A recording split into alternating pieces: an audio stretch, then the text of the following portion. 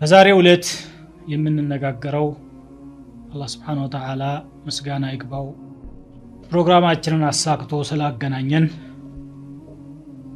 በዛሬው ዕለት የምንነጋገረው ስለ ዓለም ፍጻሜ ምልክቶች ነው።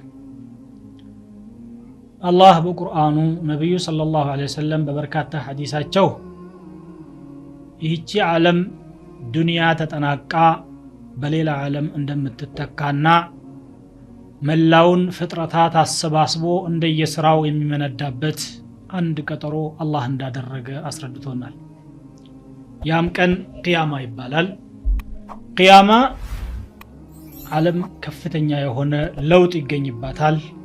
ምድር ትንቀጠቀጣለች፣ ከዋክብቶች ይረግፋሉ፣ ፀሐይ ብርሃኗን ትነጠቃለች፣ ተራራዎች ካሉበት ቦታ እየተመነተጉ ይጓዛሉ፣ በአየር ላይ እየተንገዋለሉ በመላተምም ይደቁሱና አባጣ ጎርባጣዋን ያስተካክላሉ። ወየስአሉነከ ዐኒል ጂባሊ ፈቁል የንሲፉሃ ረቢ ነስፋ። ይሄ ነገር እንደሚከሰትና የቂያማ መቅረብ ምልክቶች በርካታ መሆናቸውን ነብዩ ሰለላሁ ዐለይሂ ወሰለም በሐዲሳቸው ተናግረዋል። ዛሬ ትኩረት የምንሰጠው የተፈጸሙ የቂያማ ምልክቶችን ብቻ ነው። ምናልባት ወደፊት የሚከሰቱ የሚለውን ደግሞ በሌላ ፕሮግራም የምንመለከተው ይሆናል። ወደ 55 ነብያዊ ትንቢቶች በተግባር የተረጋገጡ የሆኑትን ነው ዛሬ የምንመለከተው ኢንሻአላህ። ቂያማ ምልክቶች እንዳሉት ነብዩ ሰለላሁ ዐለይሂ ወሰለም ተናግረዋል፣ ቁርአንም ተናግሯል። ሁሉም ጠፊ ነው። ኩሉ መን ዐለይሃ ፋኒን ወየብቃ ወጅሁ ረቢከ ዙል ጀላሊ ወልኢክራም። በምድር ላይ ያሉ ሁሉ ይጠፋሉ። የሐያልነትና የግርማ ሞገስ ወይም የችሮታ ባለቤት የሆነው አላህ Subhanahu Wa Ta'ala ብቻ ነው የሚቀረው። ኩሉ ሸይእን ሃሊኩን ኢላ ወጅሃ፣ ሁሉ ነገር ጠፊ ነው ከሱ በስተቀር ይላል አላህ Subhanahu Wa Ta'ala። ዱንያ የምትጠፋ መሆኗ ግልጽ ነው። ፍጥረታትም ተራ በተራ ህይወት ያላቸው ነገሮች ሁሉ የሚሞቱ መሆናቸውን ማናችንም እያየን ነው። ግን በቂያማ ጉዳይ ላይ በርካታ ሰዎች ተጠራጥረዋል። ከሃዲያንም አሉ። መጠራጠራቸውና መካዳቸው የቂያማን መከሰት የማያስቀረው ቢሆንም ይሄ ነገር ተከስቷል። ስለዚህ ለነብዩ ሰለላሁ ዐለይሂ ወሰለም ጥያቄዎችን በተለያዩ አጋጣሚዎች ካፊሮች ማንሳታቸው አልቀረም። ስለ ቂያማ يسألك الناس عن الساعة ስለ ዕለተ ቂያማ ሰዎች ይጠይቁሃል፣ ስለ ሰዓቲቱ። قل إنما علمها عند الله፣ የእርሷ እውቀት ያለው አላህ Subhanahu Wa Ta'ala ዘንድ ብቻ ነው። وما يدريك لعل الساعة تكون قريبا፣ ሰዓቲቱ ምናልባት ቅርብ ትሆን እንደሆነ ምን ያሳውቀሃል አንተ? እርሷ እኮ ቅርብ ናት ይላል አላህ። ويسألونك عن الساعة أيان مرساها، ስለ ሰዓቲቱ ይጠይቁሃል መቼ ነው የምታርፈው ማለት የምትፈጸመው ይላሉ። قل إنما علمها عند ربي፣ የሷ እውቀት እለቷ መቼ እንደሆነ ጌታዬ ዘንድ ብቻ ነው ያለው። لا يجليها لوقتها إلا هو፣ ወቅቷ ሲደርስ ከርሱ በስተቀር የሚገልጻት ማንም የለ፣ ግን ቀላል አይደለችም። ثقلت في السماوات والأرض፣ በሰማያት በምድር ከበደች እቺ ቂያማ። لا تأتيكم إلا بغتة، ድንገት እንጂ አትመጣላችሁም ይላል። ባልታሰበ ሁኔታ ሰዎች በክህደት ውስጥ እያሉ ቂያማ ከተፍ ትላለች ማለት ነው። يسألونك كأنك حفي عنها፣ ስለሷ ተፈላፍለህ ልክ እንደደረስክበት በማድረግ አንተን ይጠይቁሃል። አንተስ ብትሆን እኔ ከነገርኩህ ውጪ የምታውቀው ምን አለ? قل إنما علمها عند الله ولكن أكثر الناس لا يعلمون، የእርሷ እውቀት ያለው አላህ Subhanahu Wa Ta'ala ዘንድ ብቻ ነው፣ ነገር ግን ከሰዎች አብዛኛዎቹ አያውቁም በላቸው ይላል። ቂያማ መከሰቷ የማይቀርና የሚታመንበት ነገር ቢሆንም ወቅቷ መቼ እንደሆነ ከአላህ በስተቀር ማንም እንደማያውቅ እነኚህ አንቀጾች ያረጋግጣሉ። ነብይ አያውቅም፣ መላእክታም አያውቅም፣ ሩሱሎች ሌሎችም አያውቁም ቂያማ መቼ እንደሆነች በምልክቶቿ ከማወቅ ባሻገር ማለት ነው። አላሁ Subhanahu Wa Ta'ala እንዲህ ይላል፣ أولم ينظروا في ملكوت السماوات والأرض وما خلق الله من شيء وأن عسى أن يكون قد اقترب أجلهم فبأي حديث بعده يؤمنون ወደ ሰማያትና ምድር መለኮት ሰፊ የሆነው የጌታችን ግዛት አልተመለከቱም እንዴ አላህ የፈጠራቸውንም ፍጥረታት አያውም እንዴ ቀጠሯቸውም የቀረበ መሆኑን ምናልባት የቀረበ መሆኑን አልተረዱም ወይ ይላል ቅርብ ነው ማለቱ اقترب للناس حسابهم وهم في غفلة معرضون ለሰዎች ሂሳብ የሚደረጉበት ጊዜያቸው ቀረበላቸው እነሱ ደግሞ በመዘንጋት ውስጥ ነው ያሉት ከዚህ ነገርም ችላ ያሉና ያፈነገጡ ናቸው ይላል اقتربت الساعة وانشق القمر ساعتቱ ቀረበች ጨረቃም ተሰነጠቀ أتى أمر الله فلا تستعجلوا የጌታ ትእዛዙ ወይም ውሳኔው እነሆ መጣ አትቻኮሉበት سبحانه وتعالى عما يشركون ጥራት ለሱ ይገባዋል ከሃዲያን ከሚያሻርኩት ሁሉ የላቀ ነው እሱ إنهم يرونه بعيدا እነሱ ሩቅ ነው ብለው ያስቡታል ቂያማን ونراه قريبا እኛ ግን ቅርብ መሆኑን ነው የምናውቀው ይላል رب العالمين የቂያማ ቅርብነት በዚህ መልኩ ሲገለጽ የቂያማ ምልክቶችም እየተከሰቱ መምጣታቸውን ቁርአን ራሱ ተናግሯል فهل ينظرون إلا الساعة أن تأتيهم ለመሆኑ ሰዓቲቱ ለነሱ መምጣቷን ካልሆነ ሌላ ምንም የሚጠብቁት ነገር አለ فقد جاء أشراطها እነሆ ምልክቶቿ መጡ አለ የቂያማ ምልክቶችን ማወቅ ለምን አስፈለገ ለምንድነስ ነው ምናነሳሳቸው በተለይ ደግሞ ዛሬ መቅረቡንና በርካታ ነገሮች መፈጸማቸውን ማንሳቱ ለምን አስፈለገ ቢባል አንደኛ የነብያችን ሰለላሁ ዐለይሂ ወሰለም ነብይነት ያረጋግጣል ይሆናል ብለው የተነበዩት ነገር ባሉት መልኩ መፈጸሙ የዘነጉ ቀልቦችን ያነቃል የረሱትን ያስታውሳል ወንጀለኞችም ተውባ እንዲያደርጉ ሰበብ ይሆናል ከሃዲያንም ክህደታቸው ከንቱ መሆኑንና የነብዩ ሰለላሁ ዐለይሂ ወሰለም ነብይነት ግን ሐቅ መሆኑን ስለሚያረጋግጥ ኢማን ያዳብራልና ነው ይሄንን የምናነሳሳው ሙእሚኖች ምልክቶቹ ዛሬ ተከሰቱም አልተከሰቱ ቂያማ መቆሟን ቅንጣት ያህል አይጠራጠሩም ለምንድነው ትቆማለች እየተባለ ዛሬ የማትፈጸመው የሚል ጥያቄ የሚያነሱት ከሃዲያን ናቸው يستعجل بها الذين لا يؤمنون بها እነዛ የማያምኑባት ይጣደፉላታል والذين آمنوا مشفقون منها እነዛ ያመኑ ሰዎች ግን ከርሷ በስጋት ውስጥና በፍርሃት ውስጥ ነው የሚገኙት ይላል رب العالمين ألا ويعلمون أنها الحق ألا إن الذين يمارون في الساعة لفي ضلال بعيد እውነት መሆኗንም ምእመናን ያውቃሉ እነኛ በሰዓቲቱ የሚጠራጠሩ ሰዎች እጅጉን የራቀ በሆነ ጥመት ውስጥ ይገኛሉ አለ ምእመናን ተዘጋጅተውላት እየሰሩ ነው ያሉት አላህ Subhanahu Wa Ta'ala በመፍራታቸው የተነሳ الذين يخشون ربهم بالغيب وهم من الساعة مشفقون ጌታቸውን በሩቅ የሚፈሩትና ከሰዓቲቱም በስጋት ላይ ያሉ ናቸው ብሎ እንደሚገልጸው ማለት ነው ነብዩ ሰለላሁ ዐለይሂ ወሰለም በሐዲሳቸው ደግሞ ቂያማ የምትቆመው ጁምዓ ቀን መሆኑን ተናግረዋል ያ ጁምዓ ግን በየትኛው አመት ከስንት ጊዜ በኋላ እንደሆነ ለማወቅ አይቻልም في صحيح مسلم من حديث أبي هريرة عن النبي صلى الله عليه وسلم أنه قال خير يوم طلعت عليه الشمس يوم الجمعة ፀሐይ ከወጣችባቸው ቀናቶች ሁሉ በላጩ የጁምዓ ቀን ነው فيه خلق آدم በዚያ ዕለት አደም ተፈጠረ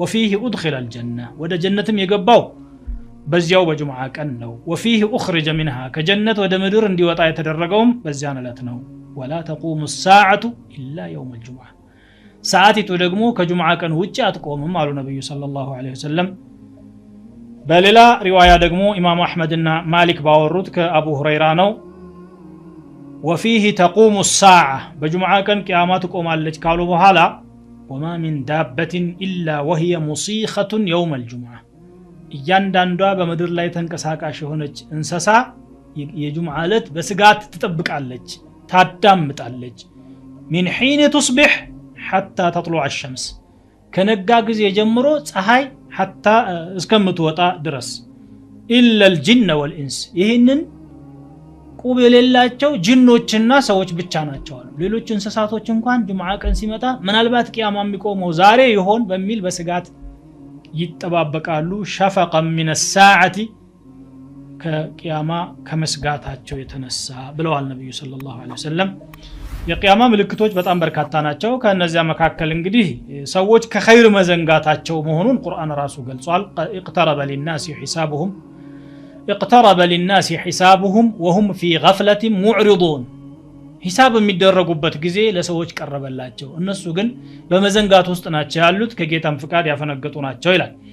አብዱላህ ኢብኑ መስዑድ ረዲየላሁ ዐንሁ እንደተናገሩትና ሐኪም እንደዘገቡት ደግሞ መውቁፈን እንዲህ ብለዋል اقتربت الساعة ولا يزداد الناس على الدنيا إلا حرصا ولا يزدادون من الله إلا بعدا ሰዓቲቱ ቀረበች ነገር ግን ሰዎች በዱንያ ላይ ስስትን እንጂ አይጨምሩም ከአላህ ደግሞ መራቅን እንጂ አይጨምሩም ማለት ማዕሲያን እየጨመሩ ይሄዳሉ ለማለት ነው። በሐዲስ የተገለጹ የቂያማ ምልክቶች ዑለማዎች ይከፋፍሏቸዋል። ከክስተታቸው አቋያ የተከሰቱና የተፈጸሙ ብሎ የሚከፈል አንድ ምድብ አለ። ዓላማቱን ظهرت وانقضت ነብዩ ሰለላሁ ዐለይሂ ወሰለም መላካቸው መሞታቸውና የመሳሰሉ ነገሮችን ይመስል እንደገና ደግሞ እየተከሰቱ ያሉ በየዕለቱ የምናያቸው የቂያማ ምልክቶች አሉ። ዚና መስፋፋት፣ ኸምር መብዛት፣ ሪባ መስፋፋትን ይመስል ሶስተኛው ደግሞ እስከዛሬ ያልተከሰተና ቂያማ ጫፍ ላይ ሲደርስ የሚከሰቱ አሉ። ደጃል መዝለቁ፣ ዒሳ መውረዳቸው ይመስል ማለት ነው። እናም የቂያማ ምልክቶች ከግዝፈታቸውና ከቅለታቸው አኳያ ደግሞ ለሁለት ይከፍሏቸዋል ዑለማዎች። ዓላማቱን ኩብራ ትላልቅ ምልክቶች የተባሉ አሉ። ዓላማቱን ሱግራ ትናንሽ ምልክቶች የተባሉ ደግሞ አሉ። ትላልቅ የተባሉት ደጃል መውጣቱ፣ መህዲይ መዝለቁ፣ ከምድር የምትወጣ እንስሳ ሰዎችን የምታናግር ብሎ አላህ በቁርአን የተናገራት መውጣቷ፣ ፀሐይ ከምስራቅ ሳይሆን ከምዕራብ በኩል መውጣቷና የእጁጅና መእጁጅ መምጣታቸው ሌሎችም ይገኙበታል። ታላላቅ ምልክቶች የሚባሉ እነኚህ እስከዛሬ አልተከሰቱም። ትናንሽ ምልክቶች የሚባሉት ደግሞ በጣም በርካታዎች ናቸው። እነሱ በአብዛኛው ተከስተዋል። ዛሬም እንግዲህ በፕሮግራማችን የምንመለከተው 55 የቂያማ ምልክቶች የተፈጸሙትን ነው ማለት ነው። አንደኛው የነብዩ ሰለላሁ ዐለይሂ ወሰለም መላክ ራሱ ነው። ነብዩ ሰለላሁ ዐለይሂ ወሰለም ለሳቸውና በቂያማ መካከል ሌላ ነብይ የለም፣ የመጨረሻው ነብይ ናቸው። ይህን አስመልክቶ ቡኻሪና ሙስሊም በዘገቡት ረሱል ሰለላሁ ዐለይሂ ወሰለም እንዲህ ብለዋል። عن أنس بن مالك عن النبي صلى الله عليه وسلم قال بعثت أنا والساعة كهاتين أنينا قياما عندنا ሁለት ጣቶች በመሆን ነው የተላክነው። እኔ ለቂያማ ያለኝ ቅድመት ይህቺ አመልካች ጣት ከረጅሟ ጣት ያላትን ርቀት ያህል ነው አሉ። ለቂያማ ጫፍ ላይ ነው የተላኩት ለማለት ነው። የሳቸው መላክ አንዱ የቂያማ ምልክት ነው። እንደገና ደግሞ የጨረቃ መሰንጠቅ፣ ጨረቃ ለሁለት ተከፍላ ቁረይሾች ከነብዩ ሰለላሁ ዐለይሂ ወሰለም ጋራ እሰጥ አገባ ላይ በነበሩበት ሰዓት ምድር ወርዳ አይተዋታል። ግማሽ አካሏ ማለት ነው። ይሄ በቁርአንም ተነግሯል። اقتربت الساعة وانشق القمر ሰዓቲቱ ቀረበች ጨረቃም ተከፈለች ብሎ በቁርአን ሱረቱል ቀመር ላይ እንደሚናገረው ማለት ነው። ይሄ ደግሞ ጨረቃ ለሁለት ተሰንጥቃ እንደገና መልሳ የተያያዘች መሆኗ በዛሬው የስነ ፈለክ ሊቃውንቶችም እየታመነበትና ጨረቃ ላይ ፈርሶ የመግጠም ምልክት ይታያል እያሉ ነው ያሉት። طبق ما أخبر به القرآن ቁርአን በተናገረው መሰረት በትክክል መፈጸሙን ለካሃዲያን እንኳን በማያሻማ መልኩ የሚያሳምን ነገር እያዩ ነው ያሉት ማለት ነው። ሶስተኛው የረሱል ሰለላሁ ዐለይሂ ወሰለም መሞት ነው። ይሄም የቂያማ ምልክት መሆኑ በሐዲስ ተነግሯል። እሳቸው ትሞታለህ ተብሎ ተነግሯቸዋል። ኢነከ መይቱን ወኢነሁም መይቱን፣ አንተም ትሞታለህ እነሱም ይሞታሉ። የማይሞት ረብል ዓለሚን ብቻ ነው። ወማ ጀዐልና ሊበሸር ሚን ቀብሊከ አልኹልደ፣ ካንተ በፊት ለሰው ልጅ ዘላለማዊነትን አላደረግንም ይላል። ረሱል ሰለላሁ ዐለይሂ ወሰለም መሞታቸው በኡማቸው ላይ ከተከሰቱ ታላላቅ አደጋዎች መካከል ግንባር ቀደሙን የሚይዝ ነው كما روى الإمام ابن ماجه رحمه الله عن عائشة رضي الله عنها أن النبي صلى الله عليه وسلم قال يا أيها الناس إن أنت سوجهوي أيما أحد من الناس أو من المؤمنين أصيب بمصيبة من يوم سو أدقى يقات موكهنا فليتعز بمصيبته بي بني بدرسبت بني موت بدرس وأدقى يسنانا عن المصيبة التي تصيبه بغيري كان ليلا بال أكال كم يقات مصيبة كله بزه يسنانا فإن أحدا من أمتي لن يصاب بمصيبة بعدي أشد عليه من مصيبتي ما نمسو كان يبو هلا كان يموت يبلت أدقى آيات قاتمهم بلوال يا رسول صلى الله عليه وسلم بأماتهم مكاكل منور نعمانو يساتشو من نتقل دقمو برقت مصيبة نبرة يهن حديث شيخ الألباني صحيح نو بلوتال السلسلة الصحيحة علي ለምንድን ነው ይሄ ትልቅ አደጋ ነው የተባለው? ይሄ ነብዩ ሰለላሁ ዐለይሂ ወሰለም በኡማዎቻቸው መካከል መኖር ፊትናና አዛብ እንዳይወርድ ሰበብ ስለነበረ ነው። አላህ Subhanahu Wa Ta'ala አንተ በህይወት እያለህ በኡማህ ላይ አጠቃላይ የሆነ ጥፋት አላመጣም ብሎ ቃል ገብቶላቸዋልና ወማ ካነ አላሁ ሊዩዐዚበሁም ወአንተ ፊህም አንተ በመካከላቸው እያለህ አላህ አይቀጣቸውም ይላል። وما كان الله معذبهم وهم يستغفرون እነሱም ደግሞ ምህረትን እየለመኑ ይያለ አይቀጣቸውም አመፀኛ ሲሆኑ እንጂ በማለት ይናገራልና ነብዩ ሰለላሁ ዐለይሂ ወሰለም እስካሉ ድረስ አዛብ እንደማይመጣ ዋስትና ነበርና ነው የሳቸው መሞት ከባድ አደጋ ነው ተብሎ የሚገለጸው ማለት ነው። በሌላ በኩል ረሱል ሰለላሁ ዐለይሂ ወሰለም ሙስሊምና ኢማሙ አህመድ ከአቡ ሙሳ አልአሽዓሪ እንደዘገቡት قال النجوم أمنة للسماء ከዋክብቶች መኖራቸው ሰማይ አማን መሆኑን ያረጋግጣል። فإذا ذهبت النجوم أتى السماء ما توعد ከዋክብቶች ከረገፉ ሰማይ የተቀጠረችው ቀጠሮዋ ደረሰ ማለት ነው።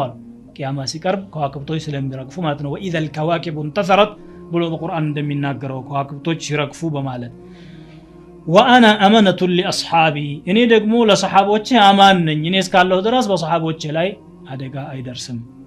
فإذا ذهبت أتى أصحابي ما يوعدون እኔ ከተወገድኩኝና ከጠፋሁኝ ወይም ከሄድኩኝ ሰሃቦቼ የተቀጠሩት ነገር መጣባቸው ማለት ነው አሉ።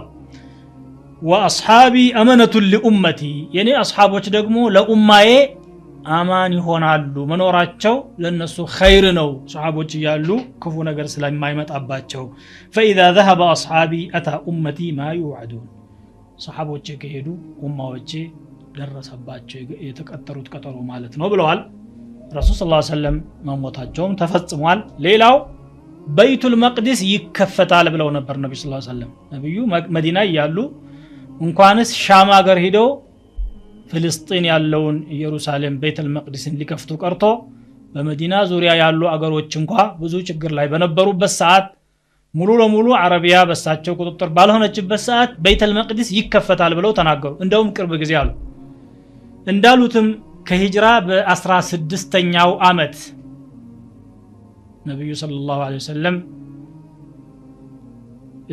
ከዚህ ዓለም ተነጥለው በ6 አመት አካባቢ በይቱል መቅደስ በዑመር ኢብኑ አልኸጣብ ዘመን ተከፈተ ማለት ነው። ዑመር ኢብኑ አልኸጣብ በይቱል መቅደስን ከፍተው መስጂዱንም ሰርተዋል። ይሄም ተፈጽሟል። ሌላው አልመውቱል ጀማዒ በጣም በርካታ ህዝብ በአንድ ጊዜ የሚያልቅበት ወባና ወረርሽኝ ይፈጠራል አሉ ረሱል ሰለላሁ ዐለይሂ ወሰለም።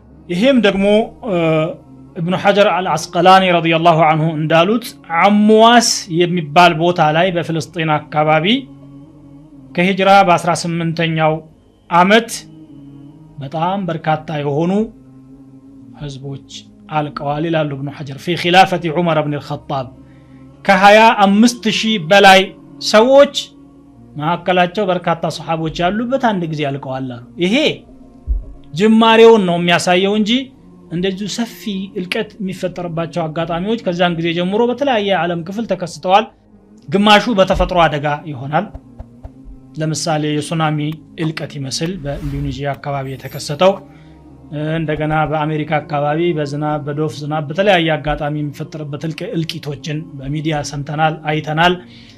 በባንግላዴሽ የሚከሰተውን አይተናል። በተለያዩ ዓለም አቅጣጫዎች ደግሞ በረሃብ ሰበብ ሰፊ የሆነ እልቂት ይፈጠራል። በሺዎች ወይም በመቶ ሺዎች የሚቆጠሩ ህዝቦች የሚወድሙበትና የሚያልቁበት፣ እንደገና ደግሞ በሰው ሰራሽ አደጋዎች በጦርነት ምክንያት በርካታ ከተሞች፣ በርካታ ህዝቦች፣ ህፃናት፣ ሴቶች፣ ወንዶች የሚረግፉበት ሁኔታ እየተመለከትን ያለ ነው።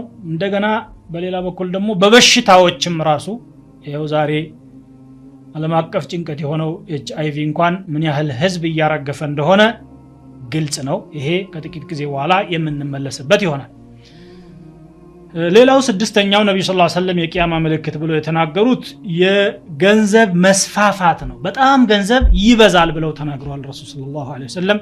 لا تقوم الساعة حتى يكثر فيكم المال فيفيض ቂያማ አትቆምም ገንዘብ በእናንተ መካከል በዝቶ እስከሚ ጎርፍ ድረስ حتى يهم رب المال من يقبل صدقته የገንዘብ ባለቤት ሰደቃውን የሚቀበለው አጥቶ እስከሚጨነቅ ድረስ ዓለም በሀብት የምትምነሸነሽበት ጊዜ ይመጣል ብለዋል ነብዩ ሰለላሁ ዐለይሂ ወሰለም ተናግረዋል።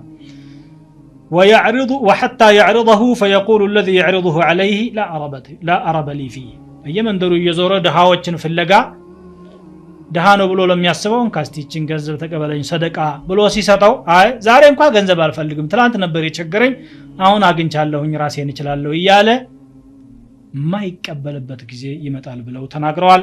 በሌላም ሐዲስ ይሄኛው ሐዲስ ቡኻሪና ሙስሊም ዘግበውታል። ቀጣዩ ሐዲስ ደግሞ عن أبي موسى الأشعري رضي الله عنه عن النبي صلى الله عليه وسلم قال لا يأتين على الناس زمان يطوف فيه الرجل بالصدقة من الذهب عند زمن يمطال ودفيت عند باለ ገንዘብ ወርቁን ይዞ መንደር ለመንደር የሚቀበለው ፍለጋ የሚዞርበት ጊዜ ثم لا يجد احدا ياخذه አንድ እንኳን የሚቀበለው ማያገኝበት ጊዜ ይመጣል ይላል። ይሄ ግማሾቹ ዑለማዎች ተከስቷል በዑመር ኢብኑ አብዱል አዚዝ ዘመን የተከሰተው ብለዋል። روى يعقوب بن سفيان من طريق عمر بن أسيد قال لا والله ما مات عمر بن عبد العزيز حتى جعل الرجل يأتينا بالمال العظيم عمر بن عبد العزيز على موتم عند سو ገንዘብ ይዞ መጥቶ ሲያበቃ اجعلوا هذا في من ترون ይሄንን ገንዘቤን ለመሰላችሁ ስጡ እስካለን ድረስ ይዞ ይመጣና ስጡ ይለናል። ያንን ገንዘብ የምንሰጠው ሰው ፍለጋ ቁጭ አድርገነው እንጠብቃለን። በየጊዜው ደሃ ይገኛል ብለን ስንጠብቅ የሚቀበለን አተን ለባለቤቱን መልሰዋለን። ባለቤቱ ይመጣና ያን ገንዘብ ሰጣችሁልኝ ወይ ብሎ ሲጠይቀን አይ አልሰጠንም የሚቀበል አላገኘንም እንለዋለን። አይ እኔ አግኝቻለሁ ብሎ ወስዶት ይሄዳል። ወስዶት ደግሞ አገኘሁ ወዳለው ደሃ ሲሄድ አይ እኔ በቅቶኛል አልፈልግም የሚልበት ጊዜ አሳልፈናል ይላል። قد اغنى عمر بن عبد العزيز الناس ይሄንን እንግዲህ ተከሰቷል ብለው ተናግረዋል። ابن حجر العسقلاني رحمه الله عليه قال اسناده جيد በዑስማን ዘመን የተከሰተው ፈትህ ነው ብለው የፈሰሩም አሉ። ሌላው ደግሞ ይሄ የሚከሰተው አሁን ሳይሆን በመህዲ المنتظر ዘመን ነው ገና አልተከሰተም። መህዲ ሲመጣ የዛን ጊዜ ነው ويفيض المال فيضا ብለው ተናግረዋል ነብዩ ሰለላሁ ዐለይሂ ወሰለም በመህዲ ዘመንና ያ ነው ብለው የተናገሩም ዑለማዎች አሉ። በከፊል ተፈጽሟል ማለት እንችላለን፣ በከፊል ደግሞ ገና ይከሰታል ማለት ነው። ሌላው ነብዩ ሰለላሁ ዐለይሂ ወሰለም የተናገሩት እያንዳንዱ የሙስሊም ቤት ውስጥ የሚገባ ፊትና ይመጣል። እያንዳንዱ የሙስሊም ቤት ውስጥ የሚገባ ፊትና ማለት ምንድነው በሚለው ዑለማዎች ብዙ ሐሳብ ሰጥተዋል። ቀደምት ዑለማዎች እንደ ኢብኑ ሐጀር አልአስቀላኒ ይሄ የጀመረው በዑስማን መገደል ነው አሉ። ኸሊፋው ዑስማን ሙስሊሞችን በትክክል እየመሩ ያሉ ጥቂት ሽፍታዎች ተነስተው መዲናን በወረሩበትና እሳቸውን በገደሉበት ጊዜ በሙስሊሞች መካከል ከባድ ፊትና ተፈጥሮ እያንዳንዱ ቤት ውስጥ ችግር የገባበት ወቅት ነበረ። ፍጅትና መተላለቅም ተፈጥሯልና እያንዳንዱ ቤት ይገባል የተባለው ፊትና ይሄ ነው ይላሉ። ከዚያ ወዲህ የተታር ህዝቦች የመንጎሊያ ህዝቦች ወደ ሙስሊሙ ዓለም መተው ወረራ ባደረጉበትና በርካታ ህዝብ በጨፈጨፉበት ጊዜ የተከሰተው ነው ያሉም አሉ። ከዚያ ወዲህ ደግሞ የቅኝ ገዢዎች ወረራ እያንዳንዱ ሙስሊም ሀገር ላይ ተከስቷል። በርካታ ህዝቦችን ጨፍጭፈዋል። ህዝብ ከመጨፍጨፍ ባሻገር ደግሞ የፈጠሩት የስነ ምግባር ብክለት የዲን መዳከም የስነ ምግባር መበላሸት የአቂዳ መበላሸት በዚያ ሰበብ ተፈጥሯል በእኛ ዘመን ደግሞ እያንዳንዱ ቤት ውስጥ የገባ ፊትና ብለን ልንለው የምንችለው በርካታ ነገር አለ ለምሳሌ ቴሌቪዥንን እንደ ምሳሌ ልንወስድ እንችላለን እያንዳንዱ ሰው ቤት ገብቷል ግን በገባበት ቤት ሁሉ ፈሳድን እያስተማረ ነው ያለው በጣም ጥቂት ቻናሎች ብቻ ካልሆኑ በስተቀር ጥሩ ነገር የሚያስተምሩት አብዛኛው መጥፎ ነው የሚያስተምረው ዝሙት ብልግና መጥፎ ነገር ግድያ እንዲህ አይነት ነገሮች እንዲህ አይነት ፊልሞችን ነው የሚያሳዩት ኢንተርኔት አለ በየጓዳው የገባ በየኪሱ ሰዎች እየተሸከሙ የሚሄዱባቸው ላፕቶፖችና ሞባይሎች ይሄንን ይሰራሉ ሌሎችም እንግዲህ በዘመናችን እያንዳንዱ ቤት የገቡ ፊትናዎች አሉ ተከስቷል ማለት እንችላለን ከዚህም ውጪ ደግሞ አላህ የሚፈጥረውን አላህ Subhanahu Wa Ta'ala ብቻ ነው የሚያውቀው በዚህ አንገድበውም የነብዩ ሰለላሁ ዐለይሂ ወሰለም ትንቢት ማለት ነው እነኚህን አሁን የጠቀስኳቸውን 7 ዓላማዎች ወይም ምልክቶች ግማሾቹን ማስረጃቸውን አቅርቤያለሁ ግን ስድስቱን በአጠቃላይ ነብዩ ሰለላሁ ዐለይሂ ወሰለም በአንድ ሐዲስ የተናገሩበት ስላለ ያንን ላንሳ جاء في الصحيحين من حديث عوف بن مالك رضي الله عنه قال أتيت النبي صلى الله عليه وسلم في غزوة تبوك نبياتنا صلى الله عليه وسلم يتبوك زمچا እለት አጠገባቸው ሄድኳል وهو في قبة من أدم كقدا يتسرى ድንኳን ውስጥ ተቀምጠው ነበር እሳቸው اعدد 6 ነገር ቁጥር አሉኝ አለ ነብዩ ሰለላሁ ዐለይሂ ወሰለም بين يدي الساعة كقيامة فيت يميكستو 6 ነገሮችን ቁጥር አዳምጠኝ 1 موتي የኔ መሞት ነው ثم فتح البيت المقدس ከዚያ ቀጥሎ ቤተ المقدس መከፈት ነው ثم موتان ከዚያ በኋላ ደግሞ እልቂት ይፈጠራል ياخذ فيكم كقعاص الغنم እናንተን የሚፈጃቸው ሆነ እንደ ፍየል በሽታ በአንድ ጊዜ እርም የሚያረግ ይመጣል አሉ ሰሃቦችን ማለት ነው ቅድም የጠቀስኩት ታሪክ ይሄን አረጋግጧል 25000 በላይ የሚሆኑ ሰዎች በርካታዎቹ ሰሃቦች የሆኑት ያለቁበት ማለት ثم استفاضه المال ከዚያ ደግሞ የገንዘብ መጉረፍ ነው መብዛት ነው አሉ ثم هدنه تكون بينكم وبين بني الاصفر ከዚያ በኋላ ደግሞ ጊዜያዊ የሆነ ሰላም በእናንተና በነጮች መካከል ይፈጠራል አሉ ምናልባት የዛሬው ሊሆን ይችላል በተባበሩት መንግስታትና በሌላው ዓለም መካከል ሰላም የሚመስል ነገር ተፈጽሟል አብዛኛው ምዕራቦቹ ናቸው እሱን እየመሩ ያሉትና በእናንተ መካከል ሰላም ይፈጠራል ያሉት ይሄንን ነው ثم فيغدرون ከዛ በኋላ ይከዳሉ ስምምነቱን እነሱ ያፈርሱና فيأتون تحت 80 غاية ከ80 ባንዲራ ስር ሆነው ተሰባስበው እናንተን ለመውረር ይመጣሉ ብለው ነብዩ ሰለላሁ ዐለይሂ ወሰለም ተናገሩ ሌላው ደግሞ 8ኛው የቂያማ ምልክት አንተሊድ الامه ربتها አንዲት ባሪያ ጌታዋን መውለዷ ነው አሉ ነብዩ ሰለላሁ ዐለይሂ ወሰለም እናቲቱ ባሪያ ልጇ ግን የሷ ጌታ የሚሆንበት ይፈጠራል ይሄ ማለት ምንድነው وذلك كناية عن كثرة الفتوحات مسلموች ሰፊውን የዓለም ክፍል ይከፍቱትና በርካታ ዕቁባትን የማግኘት እድል ይኖራቸዋል ከነኛ ልጆች ሰዎች ደግሞ ይወልዳሉ የሚወለደው አባቱን ስለሚከተል እንደ ጌታ እንደ አለቃ ይቆጠራል ማለት ነው ብለው የፈሰሩ ዑለማዎች አሉ ሌላው ደግሞ ልጅ ለናቱ ጨካኝ ከመሆኑ የተነሳ አኺረት ዘማን ወደ ቂያማ አካባቢ እናቱን እንደ ባሪያ አድርጎ የሚመለከትበት ሁኔታ ይፈጠራል ዛሬ ይሄ ተፈጥሯል ቢባል ምንም ሰተት አይደለም ምክንያቱም በርካታ ሰዎች የእናት ሐቅ ምን እንደሆነ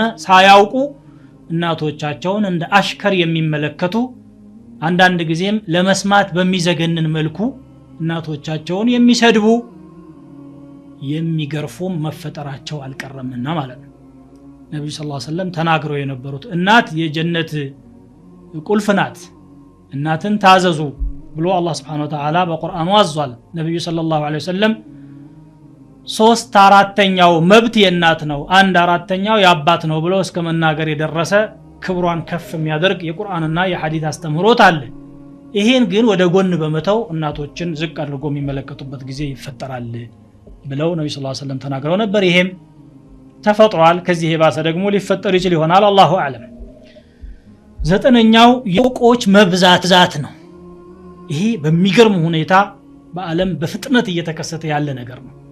ምናልባት ወደኛ ሀገር ዘግየት ብሎ የገባ ነው ቢባልም ሌላው ሀገር ውሎ አድሯል። 20 30 40 100 ፎቆች በተከታታይ ወደ ላይ የሚገነቡባቸው አጋጣሚዎች ተፈጥረዋል። በአረቢያ ምድር ከ30 ዓመት በፊት ዘላኖች የነበሩ ከብት አርቢዎች ዛሬ የብዙ ፎቅ ባለቤቶችና ሚሊዮነሮች ሆነው ይስተዋላሉ። ምናልባት ለጉርሳቸው እንኳን የሚሸፍኑበት አጥተው ሐጅ የሚያደርጉ ሰዎችን መንገድ ላይ ጠብቀው እባካቸው ሰድቁን ብለው ይለምኑ የነበሩ ናቸው እነኚህ ሰዎች። ዛሬ ግን የት ደርሰዋል? እናም በሀብታቸው የተነሳ ሌላውን ክፍል በዝቅተኝነት የሚመለከቱበት ሁኔታ ነው የተፈጠረው። ነብዩ ሰለላሁ ዐለይሂ ወሰለም እንዲህ በማለት የገለጹት ማለት ነው። ሐዲሱ ጅብሪል የታወቀ ነው። ጅብሪል መጥቶ ነብያችንን ሰለላሁ ዐለይሂ ወሰለም በርካታ ጥያቄዎችን ጠይቋቸው ከዚያ መካከል ፈአኽብርኒ ዐን الساعة ስለ ቂያማ ንገረኝ እስቲ መቼ ነው የምትከሰተው ብሎ ጠየቃቸው። قال ما المسؤول عنها بأعلم من السائل ስለ ቂያማ ተጠያቂው ከጠያቂው የበለጠ የሚያውቀው ነገር የለም፣ እኔም አንተም እኩል ነን፣ ቂያማ መኖሯን እንጂ ቀጠሮዋ በዚህ ቀን ነው የሚለውን አናውቅም ብለው ሲመልሱለት እሺ እለቱን መናገር ካልቻሉ ምልክቶችን ቢነግሩኝ ይሳ فأخبرني عن أماراتها ስለ ቂያማ ምልክቶች አስረዱኝ አላቸው። قال أن تلد الأمة ربتها ባሪያ ጌታዋን መውለዷ ነው፣ አለቃዋን ትወልዳለች። وأن ترى الحفاة العراة العالة رعاء الشاء እርቃኖች ድሃዎችና የፍየል ጠባቂዎችን ማየትህ ነው። የተጣወሉነ ፊል ቡንያን በፎቆች ሲንደላቀቁና አንዱ ካንዱ የፎቁን ርዝማን እንደ መወዳደሪያ አድርጎ ሲይዘው ታያለህ። በፎቅ መንደላቀቅ ማለት አንድ የፎቁን ርዝማንና የክፍሎቹን ብዛት ማለት ነው፣ ወይ ደግሞ በጥራቱ የሚሰራባቸው ማቴሪያሎች እጅግ በጣም ዘመናዊ የተባሉ እየተባለ ውድድር ማድረግ ነው፣ ወይ ደግሞ በዲኮሬሽኑ በሚኖርበት ጌጣጌጥና በመስኮቶቹ በመስታወቶቹ በምኖቹ ሊሆን ይችላል፣ ወይ ደግሞ በፕላኑና በአቀማመጡ ይዘት ሰዎች የሚንደላቀቁበት ጥራት አለው፣ ዘመናዊ ነው፣ ወደር የለውም፣ ይህን ያክል ብር ወጥቶበታል እያሉ የሚወዳደሩበት ዘመን ይመጣል ብለው ነብዩ ሰለላሁ ዐለይሂ ወሰለም ተናግረው ነበረ። በእኛ ሀገር ደረጃ እንኳን ትላንት ጫማ መግዣ የቸገራቸው የነበረ በ5 በ10 ዓመት እድሜ ውስጥ ደግሞ የብዙ ፎቆች ባለቤቶች ሆነው ይስተዋላል። በየጊዜው እየተለወጠ ነው ያለው።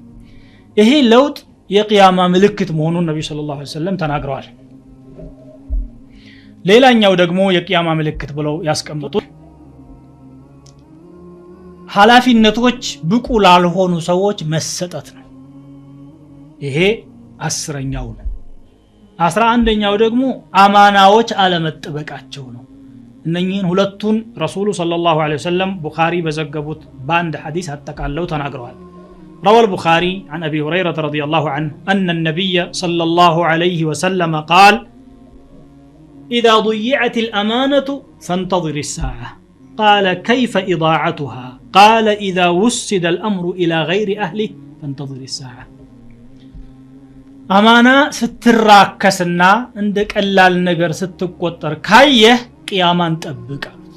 አንድ ሰሃቢ ጠይቋቸው ነው መተሳዓቱ ብሎ ጠይቃቸው ቂያማ መቼ ነው ብሎ ሲጠይቃቸው ዝም ብለው ሌላ ጉዳይ ሲሰሩ ቆዩና ከጥቂት ቆይታ በኋላ በወህይ የተነገራቸው ይመስላል የታሊያ ጠያቂው ብለው አሁን ያነበብኩትን ሐዲስ ተናገሩ። አማና ክብደት ሳይሰጣትና እንደ ተራ ነገር ስትቆጠር ካስተዋልክ ቂያማን ጠብቅ ብለው ነገሩት ሰሃቢው። እንዴት ነው አማና እንደ ቀላል ነገር የሚቆጠረው አለ። እንግዲህ አማና በዛን ጊዜ በከባድ ይታይ ስለነበረ ማለት ነው። قال اذا وسد الامر الى غير اهله አንድ ነገር ብቃት ለሌለው ሰው ተሰጥቶ ካየህ ይሄው አማና ተበላሸ ማለት ይሄ ነው። ለህዝብ ታማኝ ያልሆነ ኃላፊነት የማይሰማው አላህን የማይፈራ ኡማውን መራለሁ ብሎ ይነሳል። ዲኑን የማያውቀው ጃሂል ዲን አስተምራለሁ ብሎ ይነሳል፣ ፈትዋ ሊያደርግ ይነሳል። በአጠቃላይ ብቻ አማና የሚባለው ነገር ተመናምኖ እየተስተዋለ ነው ያለው በአሁኑ ጊዜ ማለት ነው። ይሄንን ነው ነብዩ ሰለላሁ ዐለይሂ ወሰለም የቂያማ ምልክት ብለው ደግሞ የቆጠሩት።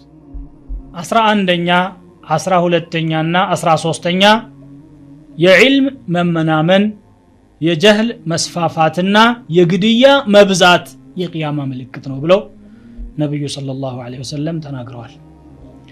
روى البخاري عن عبد الله ابن مسعود وأبي موسى الأشعري رضي الله عنهما أنهما قال النبي صلى الله عليه وسلم إن بين يدي الساعة لأياما ينزل فيها الجهل ويرفع فيها العلم ويكثر فيها الهرج والهرج القتل أخرجه البخاري ومسلم በቂያማና በእኛ መካከል አንድ የሚከሰቱ ነገሮች አሉ። ጀህል ይወርዳል አሉ። ልክ እንደ ዝናብ በዓለም ላይ ጀህል ይስፋፋል። ዕውቀት ደግሞ ይነሳል፣ ይወገዳል። ግድያ ይበዛል፣ ሰዎች መካከል ፍጅት ይበዛል ብለው ነብዩ ሰለላሁ ዐለይሂ ወሰለም ተናገሩ። ዒልም ይጠፋል፣ ጀህል ይወርዳል ማለት የዲን ዒልም ይጠፋል ማለት ነው። ዓለማዊ ዒልሙ ላይ ሰዎች ዛሬ ከፍተኛ ትኩረት ሰጥተው እየለፉበት ነው ያሉት። ግን የዲን ዑለማዎች ቁጥራቸው እየተመናመነ ነው ያለው። ረሱል ሰለላሁ ዐለይሂ ወሰለም በሌላ ሐዲሳቸው እንደተናገሩት عن عبد الله بن عمرو بن العاص رضي الله عنهما قال سمعت رسول الله صلى الله عليه وسلم يقول إن الله لا يقبض العلم انتزاعا الله علم كسوች ልቦና እየመዘዘ አያሾልከውም ማለት ولكن يقبض العلم بقبض العلماء ነገር ግን ዒልምን የሚያጠፋው ዑለማዎችን በመጨረስ ነው አለ። حتى اذا لم يبق عالما አንድ እንኳን ዓሊም እስከማያስቀር ድረስ ዑለማዎችን ይወስዳቸዋል አላህ። የዚያን ጊዜ ምን ይሆናል? اتخذ الناس رؤوسا جهالا ማህይማን የሆኑ መሪዎችን ሰዎች ይይዛሉ። የሃይማኖት መሪ ይባላሉ፣ ግን ስለ ሃይማኖት ምንም የማያውቁ ማለት ነው። ፈሱኢሉ እነኛ ሰዎች ደግሞ ይጠየቃሉ። ቦታው ላይ ተቀምጠዋልና ኃላፊነት ቦታ ላይ ያሉ ስለሆኑ አዋቂ ይመስለዋል። ሌላው ደግሞ ከነሱ የባሰው ጃሂል ሲጠየቁ አናውቅም ማለትን ያፍራሉ። መድረኩ በእጃችን ነው እንዴት አናውቅም እንላለን በሚል ፈሱኢሉ ፈአፍተው بغير علم ያለ ዕውቀት ምላሽ ይሰጣሉ። ፈضሉ ወአضሉ ራሳቸውም ጠመው ሌላውንም ያጠማሉ አሉ ነብዩ ሰለላሁ ዐለይሂ ወሰለም። ይሄ ቡኻሪና ሙስሊም የዘገቡት ሐዲስ ነው። ዛሬ ሲሄ ተከስቷል ወይ ብንል አዎ በጣም ሰፊ የሆነው አገር ውስጥ ሰፊ ህዝብ ያለበት በርካታ ህዝብ ያለበት አካባቢ ውስጥ አንድ እንኳን ዓሊም ማግኘት የሚያቅትበት አጋጣሚ አለ። ሸሪዓውን የሚያውቅ አቂዳውን የሚያውቅ በዲኑ ስነ ምግባር የታነጸ ዓሊም ይጠፋል።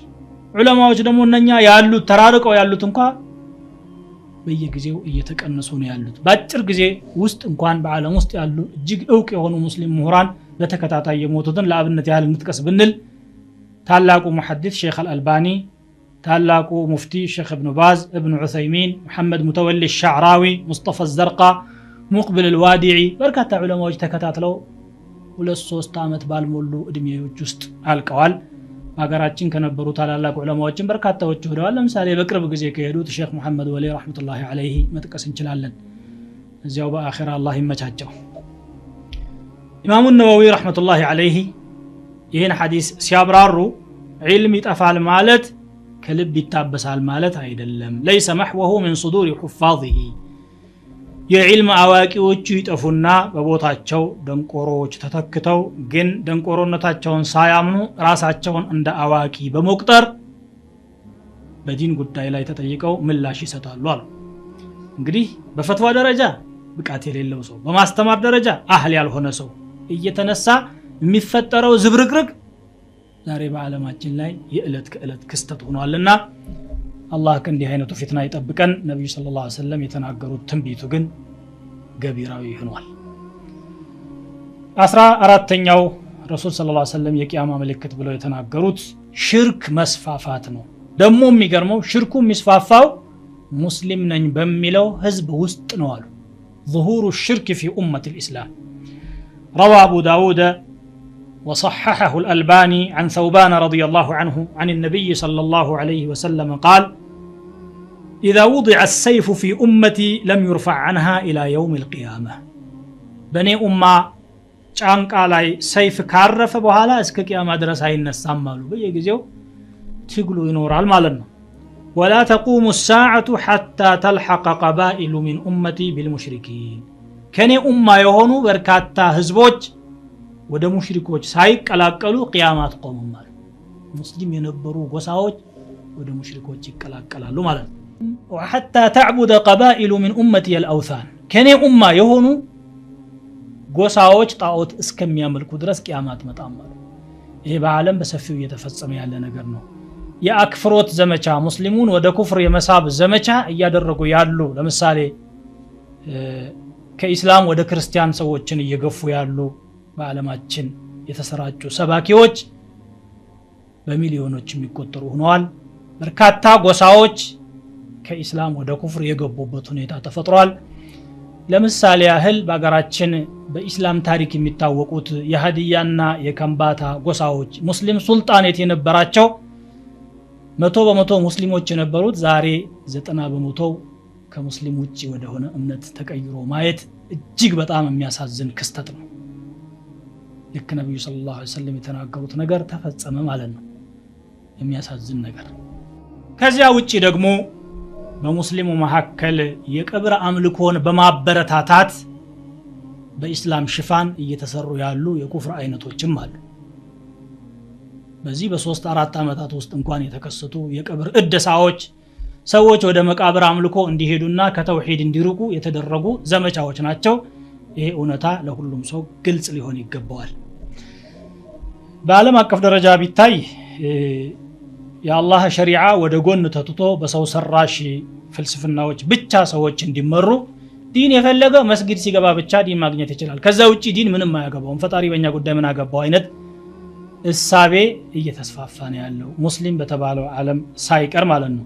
የመቃብር አምልኮ፣ የተለያዩ ግንቦች አምልኮ፣ እርዶች፣ እንደገና ደግሞ ህርዝ እየተባሉ የሚንጠለጠሉ ነገሮች በሁሉ ቦታ ያሉ ናቸው። አንዳንድ አታላይ የሆኑ ሰዎች የጥንቆላና የድግምት መጽሐፍቶችን በማንበብ ሼኾች እንደሆኑ እያስመሰሉ ህዝብን የሚያታልሉ ቁጥር ስፍር የሌላቸው ናቸው። ይሄ ነው ነብዩ ሰለላሁ ዐለይሂ ወሰለም ተናግረውት የነበሩት። እንደው አንድ ወንድሜ በቅርብ ጊዜ እየነገረኝ አንድ የሙስሊም አካባቢ ላይ አንድ ሰው ታሞ ሐኪም ቤት ይሄዳል። ሐኪም ቤት ሲሄድ ከጣቱ ጀምሮ እስከ ላይ ድረስ የተንጠለጠሉ የህርዝ አይነቶች ነበሩትና ሐኪሙ ለማየትና ደሙን ለመለካት ሲጨርቅህን ሰቅስቅ ይለዋል። ሰቅሰቅ ሲያረግ ከውስጥ የነበረው ነገር ይጋለጣል። ይሄና ፍታው ይለዋል። አይ ይሄን ከፈታሁማ እሞታለሁ አለዋል። ይሄን ከፈታሁኝ እሞታለሁ። ገመድ ስለፈታ ትሞታለህ። ሱብሃንአላህ። ሽርክ ማለት ይሄ እኮ ዙል ኸለሳ የሚባል ጣዖት ነበረ በረሱል ሰለላሁ ዐለይሂ ወሰለም ዘመን ሰሃቦች ያፈረሱት። ዙል ኸለሳ እንዳድስ ይታደሳል ቂያማ ሲቀርባሉ ረሱል ሰለላሁ ዐለይሂ ወሰለም لا تقوم الساعة حتى تضطرب آليات نساء دوس على ذي الخلصة ذو الخلصة የተባለው ጣዖት አጠገብ የደውስ ጎሳ ሴቶች ቂጦቻቸው ሳይፈጋፈጉ ቂያማ አትቆምም ማለት ነው። ግፊት ከመፈጠሩ የተነሳ የጣዖቱ አምልኮ በመስፋፋቱ ይሄ ይከሰታል ብለው ነበር። ይሄ በተጨባጭ ተከስቶ በመሊክ አብዱል አዚዝ ጊዜ ረህመቱላሂ ዐለይሂ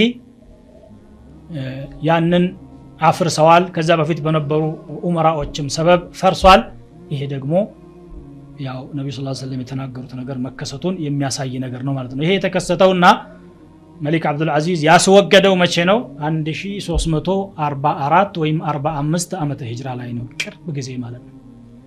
15ኛው የቂያማ ምልክት ብለው ነብዩ ሰለላሁ ዐለይሂ ወሰለም የተናገሩትና የተከሰተው ظهور نار عظيمة في الحجاز በሂጃዝ አካባቢ ትልቅ የሆነ እሳት ይፈጠራል አሉ። በተለይ ደግሞ በመዲና አካባቢ روى البخاري ومسلم عن أبي هريرة رضي الله عنه عن النبي صلى الله عليه وسلم أنه قال لا تقوم الساعة حتى تخرج نار من أرض الحجاز تضيء أعناق الإبل ببصرى كحجاز مدر يمتوتا أسات بصرى بتبالا أجر يالو جملوتشن አንገት የምታሳይ ሳትወጣ ቂያማ አትቆምም አሉ ነብዩ ሰለላሁ ዐለይሂ ወሰለም። እንደተባለው ሁሉ ቡስራ ማለት በሻም ሀገር ወይም በሶሪያ ሀገር የሚገኝ ከተማ ነው። ከመዲና እስከ ሶሪያ ድረስ ምናልባት ከወር በላይ የሚያስሄድ ርቀት ነው። መዲና ላይ ይሄ ነገር ተከሰተ ብለው ዑለማዎች ዘግበዋል ከሂጅራ በሰባተኛው ምዕተ ዓመት قال القرطبي رحمه الله قد خرجت نار بالحجاز بالمدينة حجاز كلل مدينة كتما وسط እሳቷ ወጥታ ነበረ وكان بدؤها زلزلة عظيمة መነሻዋ ትልቅ የሆነ የምድር መንቀጥቀጥ ነበር የተፈጠረው في ليلة الأربعاء بروب إلت كعشاء بحالا كجماد الآخرة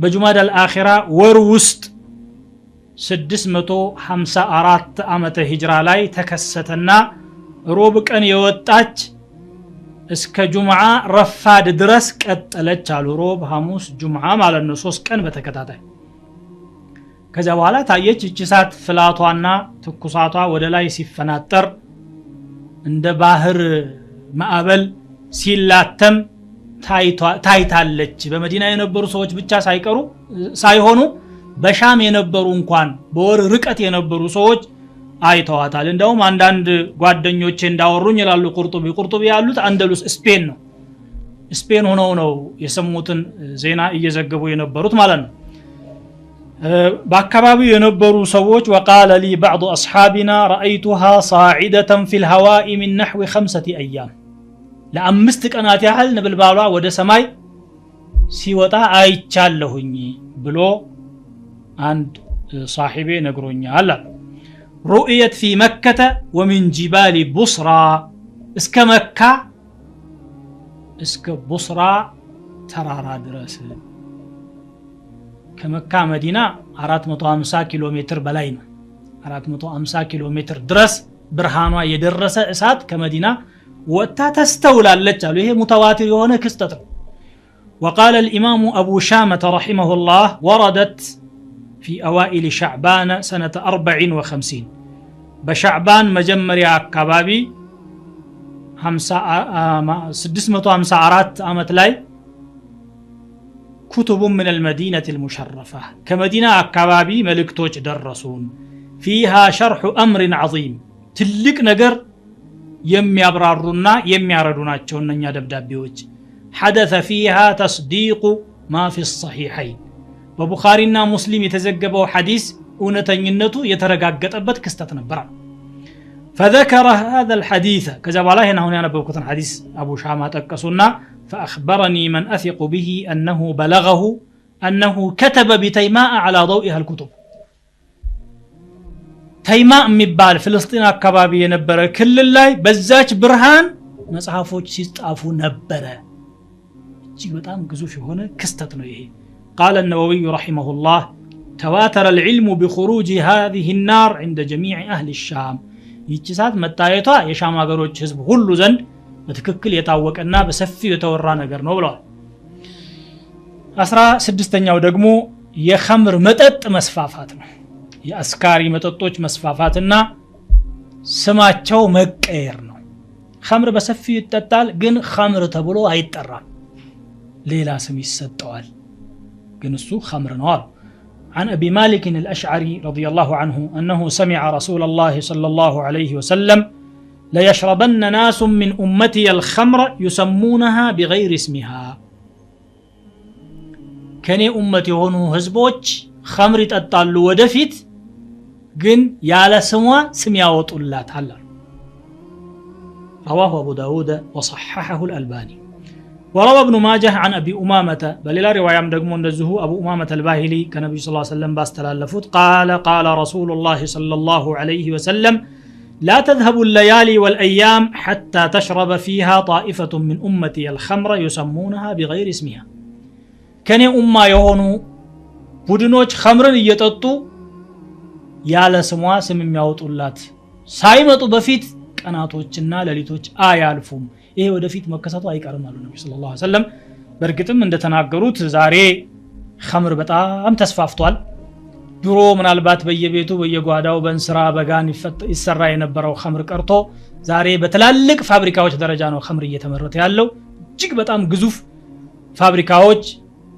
ሚሊዮኖችን በጀቶች የሚያንቀሳቅሱ ፋብሪካዎች ናቸው ኸምር እያመረቱ እያሰራጩ ያሉት መልኩ ስሙ ቋንቋው የተለያዩ ማምረቻ ዕቃዎቹ በጣም የተለያዩና በርካታ የሆኑ ነገሮች ናቸው ግን ይሄም ሆኖ ያለ ኸምር ብለው አይጠሯትም አስካሪ መጠጥ አይሏትም ምክንያቱም አስካሪ መጠጥ የሚለው ስያሜው ይጠላል ላለ ማለት ምን ይላሉ መንፈስ ማደሻ የሚያዝናና መጠጥ ይያሉ ጥሩ ስም ይሰጡታል المشروبات الروحيه ይሉታል ማለት ነው ይሄ ደግሞ ሰውንም ለማሳሳት ታስቦ ነው መጥፎ ነገር አይደለም ጥሩ ነው ብሎ ለማሳየት ታስቦ በሌላ በኩል ደግሞ መጥፎ ስሙን ጥሎ መጥፎ ስራውን ብቻ ለመስራትም ታስቦ ይመስላል እንደውም አንዳንዶቹ ኸምር መጠጣት እኮ እንዲህ ያክል የተወገዘ ነገር አይደለም ትንሽ መንፈስን ያድሳል ያዝናናልም አምሩን طبيعي ኖርማል ነገር ነው ምን ይሄን ያህል ታጠብቃላችሁ አይነት ነገርን የሚሉ አሉ የተለያዩ አስካሪ ነገሮችም ደግሞ ኸምር የሚል ስም ሳይሰጣቸው ሰዎች የሚወስዷቸው በርካታዎች አሉ በምግብ መልክ ሊሆን ይችላል በመጠጥ መልክ ሊሆን ይችላል በመርፌ መልክ ሊሆን ይችላል እጽ ሊሆን ይችላል አደንዛጭ እጽ ያ ሁሉ ኸምር የሚለው ያካትተዋል الخمر ما خامر العقل አምሮን የሚበውዝ ነገር ስለሆነ ኸምር ማለት ነው አምሮን የሚጎዳ እስከሆነ ድረስ ያው ነው ይሄ ደግሞ አላህ حرام ያደረገውን ነገር ምንም አይደለም ለመዝናናት ነው መንፈስን ለማደስ ነው በሚል መልኩ መፍቀድ ኩፍር ነው حرامን حلال ማድረግ كفر ስለሆነ ማለት ነው روى الإمام أحمد رحمه الله عن عبادة بن الصامت رضي الله عنه قال قال رسول الله صلى الله عليه وسلم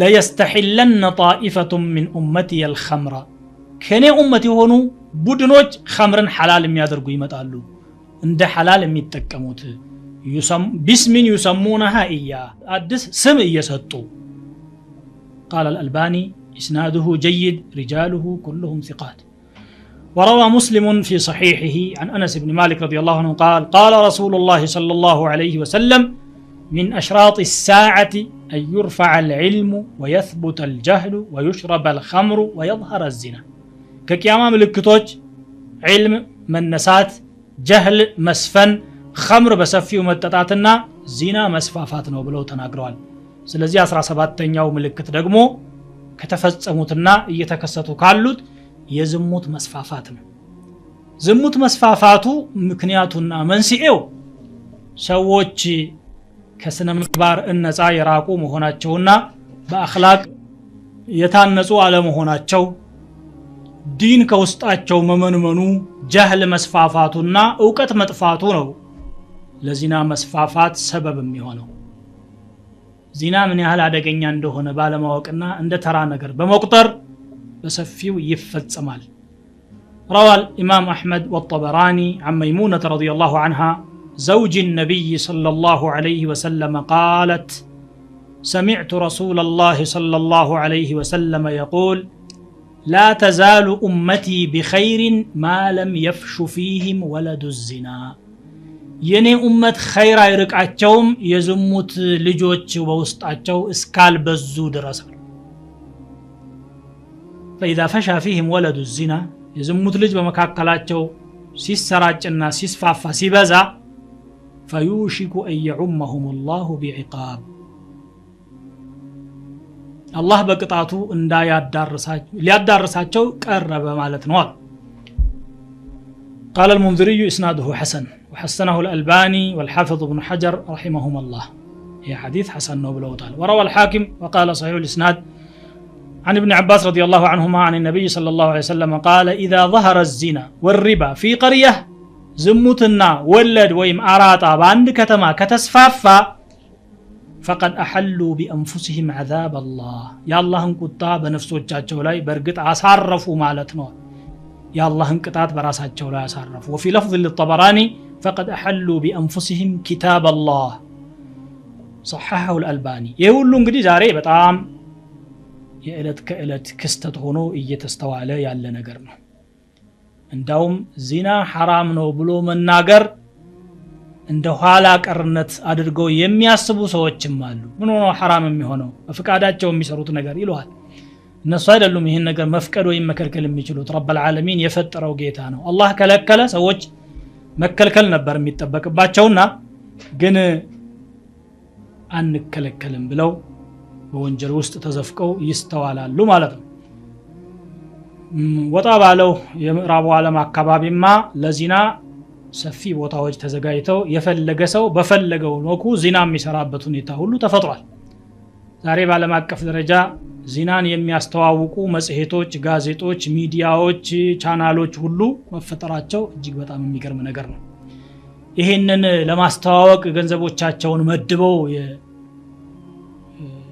ሰፊውን ህዝብ ገንዘብ እያግበሰበሱ ያሉ የዒርድ ነጋዴዎች፣ የሰው ክብር በማጉደፍ ላይ የተሰማሩ ነጋዴዎችን በጣም በርካታዎች ናቸው። ይሄ ደግሞ ነብዩ ሰለላሁ ዐለይሂ ወሰለም የተናገሩት ነገር መፈጠሩን በግልጽ የሚያሳይ ነገር ነው። ሁሉ ተከስቷል ማለት ነው።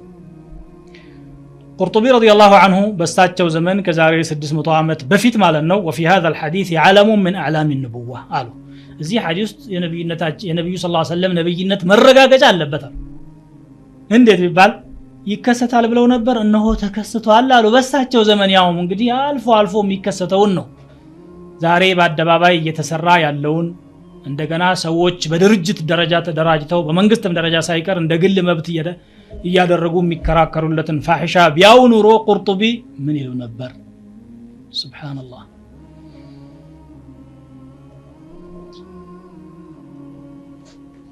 ሌላው 18ኛው ዘፈን መብዛት ነው።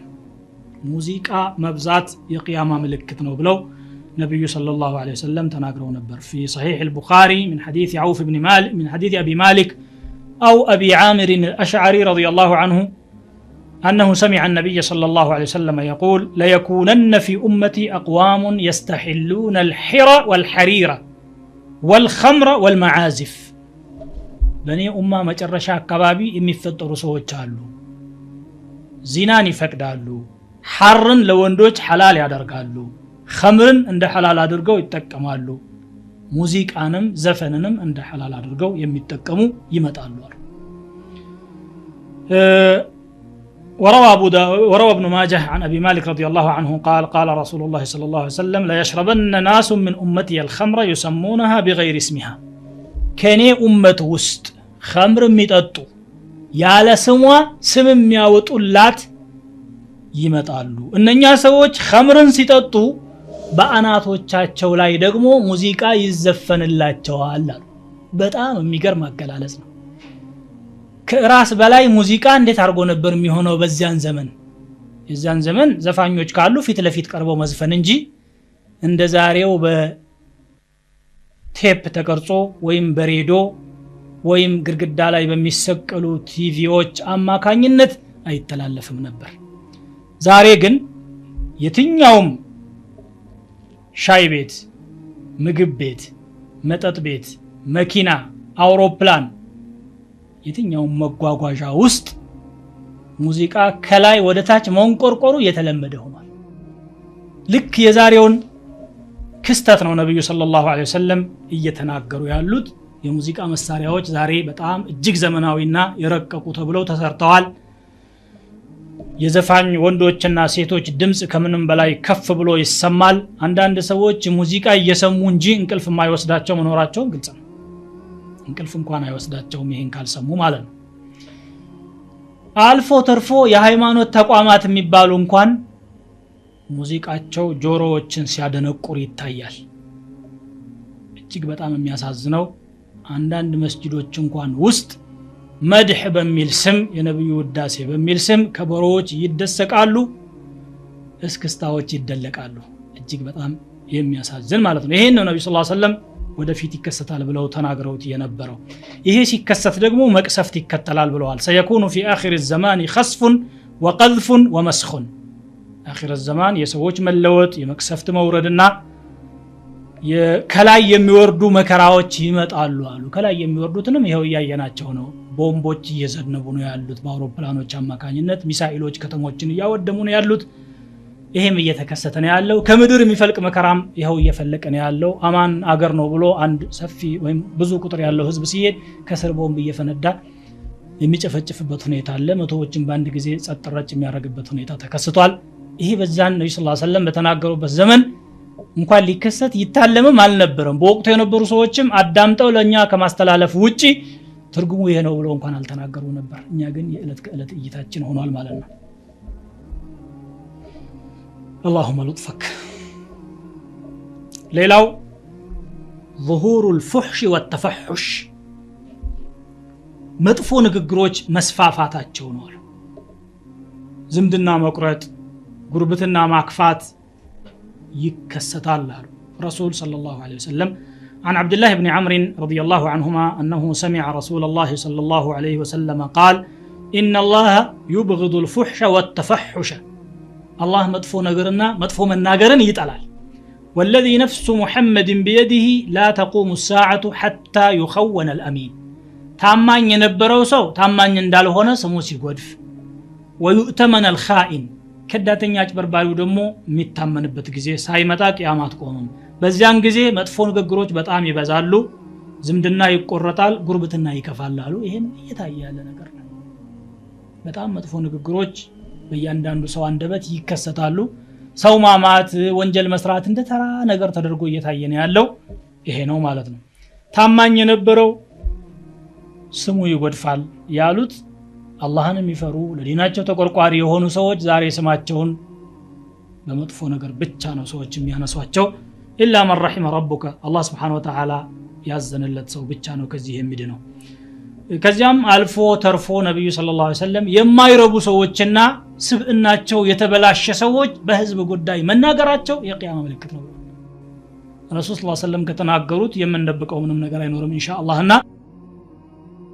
እኛው ከቂያማ ምልክቶች መካከል التشبه بالكفار ከካፊሮች ጋራ መመሳሰል ነው ነብዩ ሰለላሁ ዐለይሂ ወሰለም ቡኻሪ በዘገቡት ሐዲስ لتأخذن هذه الأمة ما أخذ الأمم شبرا بشبر وذراعا بذراع ይህች ኡማ የቀደምት ህዝቦችን ፈለግ የምትከተልበት ሁኔታ ይመጣል ስንዝር በስንዝር ክንድ በክንድ እነሱን እየተከተሉ ይሄዳሉ አሉ ሱሐቦች اليهود والنصارى አሏቸው ይሁድና ነሳራን ተመስላላችሁ ማለት ነው የተፈለገው ብለው ረሱሉን ሰለላሁ ዐለይሂ ወሰለም ማብራሪያ ሲጠይቋቸው قال فمن ታዳ ማን ልበላችሁ አሉ ዛሬ ይሄ በትክክል ተፈጽሟል ይሁዶችና ነሳራዎች የሚሰሩት ነገር ፋሽን ነው ዘመናዊነት ነው እድገት ነው ተብሎ ስለሚታሰብ በመጥፎው ነገር እንኳን ሳይቀር ሰዎች እየተከተሏቸው ነው እርቃናቸውን ሲሄዱ የኛ ሰው እርቃኑን ይሄዳል ልብሳቸውን ሲገትቱ አብሮ ይገትታል የተለያዩ ነገሮችን እነሱ በሰሩ ቁጥር ጭራ ተከታይ ሆኖ ሙስሊም ነኝ ባዩ የኩፋሮችን ፈለግ የሚከተልበት ሁኔታ ተፈጥሯል ማለት ነው 28ኛው ሞትን መመኘት መከራ ሲበዛ ስቃይ ሲበዛ ሰዎች ሞት የሚመኙበት ጊዜ ይፈጠራል ብለዋል ነብዩ ሰለላሁ ዐለይሂ ወሰለም ቡኻሪ ሙስሊም እንደሁም ኢማም አህመድ ከአቡ ሁረይራ በዘገቡት لا تقوم الساعة حتى يمر الرجل بقبر الرجل فيقول يا ليتني كنت مكانك عند سو بموت سو مقابر አጠገብ ሲያልፍ ምን ነው እኔ እንዳንተ አንተ ቦታ ሆኜ በሆን ኖሮ ዛሬ በህይወት ከምኖር መሞትን እመርጣለሁ ይላል ብለው ነብዩ ሰለላሁ ዐለይሂ ወሰለም ተናግረው ነበር አንዳንድ አካባቢዎች በጣም አስቸጋሪ የሆነ ጦርነትና ፍጅት በሚኖርበት አካባቢ ሰላም በሌለበት ከላይ እሳት እየዘነበ ከታች እሳት እየፈለቀ ባለበት ሁኔታ ሰዎች ሞትን ነው እየተመኙ ያሉት ዛሬ ማለት ነው አለመኖር ይሻለን ነበር ይሄን ሳናይ አልቀም ቢሆን ኖሮ ቀደም ሲል የሞቱ ሰዎች ምንኛ እድለኞች ናቸው የሚሉበት ሁኔታ ተፈጥሯል ከዚህ በባሰ መልኩ ደግሞ ወደፊት ሊፈጠር ይችላል ይሆናል ገይብን አላህ ነው የሚያውቀው መቼም ከአላህ ኸይሩን ነው የምንለምነው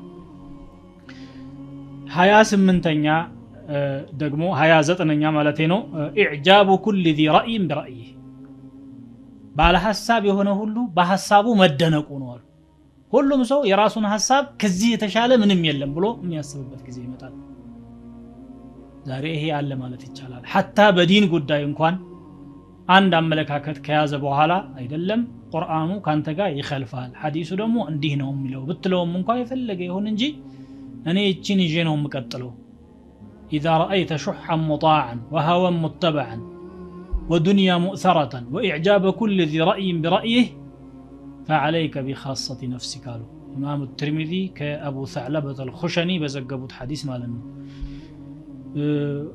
ለሰዎች እንደ ባለ ስልጣን ሆኖ የሚያዝ ስስት ስግብግብነት ሲሾምባቸው ዱንያን ከምንም አብልጠው ሲወዷት እያንዳንዱ ሰው ሐሳቡን ከሌላ ሰው ሐሳብ ይበልጣል ብሎ በራሱ ሲደነቅ የዚያን ጊዜ ራስህን ለማዳን ሞክር ይላሉ ነብዩ ሰለላሁ ዐለይሂ ወሰለም። እንግዲህ ከዚህም ሌላ ደግሞ ነብዩ ሰለላሁ ዐለይሂ ወሰለም ቂያማ የምትቆመው ሸረኛ ሰዎች ብቻ ምድር ላይ ሲሆኑ ነው ብለው ተናግረው ነበረ። ዛሬ ኸይረኛ ሙሉ ለሙሉ ጠፍቷል ማለት ባንችልም ሸረኛው እየበዛ ነው ያለውና ወደዛው ያመራ ይመስላል። لا تقوم الساعة إلا على شرار الناس أخرجه الإمام مسلم والأحمد በጣም ከሰዎች መካከል ሸረኛ በተባሉ ሰዎች ላይ እንጂ ቂያማ አትቆምም። እንደውም በሌላ ሐዲስ ደግሞ لا تقوم الساعة وفي الأرض من يقول الله الله لا تقوم الساعة حتى لا يقال الله الله ሙስሊም የዘገቡት ነው። አላህ ተብሎ ስሙ የማይጠራበት ጊዜ ሳይፈጠር በፊት ቂያማ አትቆምም። ሙእሚኖችን አላህ መጀመሪያ አንድ ባንድ ይለቅማቸውና ሽራሩል ኸልቅ ብቻ ይቀራሉ ማለት ነው። የዛን ጊዜ አሉ ነብዩ ሰለላሁ ዐለይሂ ወሰለም በሌላ ሐዲሳቸው አልቃቢዱ ፊሂ ዐለል ጀምሪ ፊትናውና ኢዕጃቡ ሲመጣ አልቃቢዱ ፊሂ ዐለ ዲን ከልቃቢዱ ዐለል ጀምሪ ዲኑን የያዘ ሰው የእሳት ፍም እንደጨበጠ ነው አሉ። በጣም ፈተና ከመብዛቱና ከዲን የሚያርቁ ነገሮች ከመብዛታቸው የተነሳ የእሳት ፍም በእጁ የመጨበጥ ያህል ነው። ምን ያህል እንግዲህ እሳት መጨበጥ እንደሚቻል መገመት አያዳግትም። እየተጎሳቆለ እየተሰቃየና መከራ ያየ ነው ዲን የሚይዘው አኺር ዘመን ሰው ብለዋል ማለት ነው። ሌላው በሚገርም መልኩ ተፈጽሞ የምናየው ዘዋሉል ጂባሊ عن اماكنها ተራራዎች ከቦታዎቻቸው ይወገዳሉ አሉ ነብዩ ሰለላሁ ዐለይሂ ወሰለም። ዛሬ በተለያዩ ዓለም አቅጣጫዎች ሰዎች አንዳንድ ግንባታዎችን ሲፈልጉ ትላልቅ ግንባታዎችን መንገዶች ሊሆኑ ይችላሉ፣ ከተሞችም ራሳቸው ግዙፍ ተራራዎች ተደልድለው ተደቆሰው ከሌላው መሬት ጋራ እንዲስተካከሉ ይደረግና እዚያ ላይ ቤቶችና ግንቦች ሲሰሩ ይስተዋላሉ ማለት ነው። ሌላው ደግሞ ነብዩ ሰለላሁ ዐለይሂ ወሰለም የተናገሩት ኢልቲማሱል ዒልሚ عند الأصاغر ትናንሽ የሆኑ ሰዎች ዘንድ ዕውቀት ፍለጋ መሄድ ይኖራል አሉ አኺር ዘመን ላይ لا تقوم الساعة حتى يلتمس العلم عند الأصاغر ትናንሽ ሰዎች ዘንድ ዕውቀት ሲፈለግ ነው። ምን ማለት ነው? ሱፊያን ኢብኑ ዑየይና እንዳሉት الأصاغر أهل البدع የቢድዓ ሰዎች ማለት ነው። ራሳቸው መታረም ሲገባቸው ያን ቢድዓቸውን ከዲን ዕውቀት ጋር ያቀላቀሉ የሚያሰራጩበት ወቅት ይፈጠራል ማለት ነው ብለው ፈስረዋል። ሐዲሱ ግን ከዚህም በላይ ይቀበላል። ሙስሊሙ ከኩፋሩ ዕውቀት የሚፈልግበት ሁኔታ መፈጠር ማለት ነው። ምክንያቱም በአሁኑ ወቅት ይሄ በሰፊው ተፈጥሯል። ሙስሊሞች በዕውቀት ጉዳይ በዓለማዊ ዕውቀት በተለይ በጣም ወደ ኋላ ስለቀሩ ያንን ድክመታቸውንና ያንን ክፍተታቸውን ለመሸፈን ሲሉ የግድ ከኩፋሮች ሄደው መማር አማራጭ የሌለው ነገር ስለሆነ ወደ ተለያየ ካፊር ሀገሮች እየተጓዙ ዕውቀትን ይቀስማሉ። ይሄም የቂያማ ምልክት ነው ብለው ነብዩ ሰለላሁ ዐለይሂ ወሰለም ከተናገሩት መካከል ነው። ሌላው ደግሞ የዓለም ኩፋሮች በሙስሊሙ ላይ ይሰባሰባሉ። يوشك أن تتداعى عليكم الأمم كما تتداعى الأكلة على قصعتها ህዝቦች በእናንተ ላይ የሚጠራሩበት ጊዜ ቅርብ ነው። ተመጋቢዎች በማዳቸው ዙሪያ እንደሚሰባሰቡት በማድ ዙሪያ የተሰባሰቡ ተመጋቢዎች እያንዳንዳቸው ያን ማድ መቁረስና ማጥቃት እንጂ ማትረፍን አያስቡም። ስለዚህ እነዚህ አንድ ህብረ ብሔር ፈጥረው አዕዳኡ አላህ ኩፋሮች በሙስሊሞች ላይ ተሰባስበው የሚቀራመጡበት ጊዜ ይፈጠራል አሉ። ዛሬ ይሄ ተፈጥሯል ማለት እንችላለን። በዓለም አቅጣጫ ያሉ ኩፋሮች በተለያየ ስም የሙስሊሙን አካባቢ እየወረሩና የሙስሊሙን ሀገር ምርት እየወሰዱ በተለይ ዲን ያለውን ሰው ደግሞ በጣም ስቃይ ውስጥ እያስገቡት ነው የሚገኙትና ነብዩ ሰለላሁ ዐለይሂ ወሰለም የተናገሯቸው ትንቢቶች አብዛኛዎቹ ተፈጽመዋል ማለት እንችላለን። ቂያማ ምልክት عدم تحري الرزق الحلال حلال የሆኑ ሪዝቆችን አለመፈለግና حلال ለመሆኑ አለመጨነቅ ነው። አኺር ዘመን ሰዎች ገንዘብ ከማግኘት ባሻገር ገንዘቡ ከምን መጣ ብለው ያስቡ። በአራጣ ይሁን በስርቆት ይሁን በዘረፋ ይሁን በጉቦ ይሁን በማጭበርበር ይሁን ብቻ ገንዘብ ይገኝ ነው። ሁሉም ያለበት ሁኔታ ይሄ ነው። አላህ ያዘነላቸው ጥቂት ሰዎች ብቻ ሲቀሩ ይሄ ሁኔታ መከሰቱ የቂያማ ምልክት ነው አሉ። ይሄ የሚከሰተው ደግሞ ዕውቀት ሲጠፋ ጀህል ሲስፋፋ አላህን መፍራት ሲመነምን ነው። روى البخاري في صحيحه من حديث أبي هريرة رضي الله عنه عن النبي صلى الله عليه وسلم قال ليأتين على الناس زمان لا يبالي المرء بما أخذ المال أمن حلال أم من حرام بسوچ لاي عند زمن يمطال عند سو ገንዘብን ከምን እንደያዘ የማይጨነቅበት ከምን እንዳገኘው ሐላል ይሁን ሐራም ይሁን ጉዳዩ የማይሆንበት ጊዜ ይመጣል። በቃ ሰዎች ገንዘብ ከማግኘት ውጪ ገንዘቡ ከየት ነው መገኘት ያለበት እንደምን የተገኘው የሚለውን የማይጨነቁበት ማለት ነው። አላህ Subhanahu Wa Ta'ala በገንዘብ ጉዳይ ሁለት ጥያቄ ነው የሚጠይቀው ለእያንዳንዱ ሰው። በሌላ ሐዲስ እንደመጣው من أين اكتسبه ከየት እንዳመጣው ይጠየቃል። ነግዶ ነው አርሶ ነው በላቡ የደሞዝ ስራ ሰርቶ ነው ከአባቱ ወርሶ ነው ከምን አመጣው ይጠየቃል አይቀርም። ሁለተኛ ደግሞ እምን ላይ ያዋለው ራሱን ረዳበት ቤተሰቡን ረዳበት ዘመዱን ረዳበት ወይስ ለሀገር የሚጠቅም ነገር ለኡማ የሚጠቅም ነገር ሰራ ወይስ ጠጣበት ባለገበት ምን አደረገው ومن أين اكتسبه وفيما أنفقه ይጠየቃል።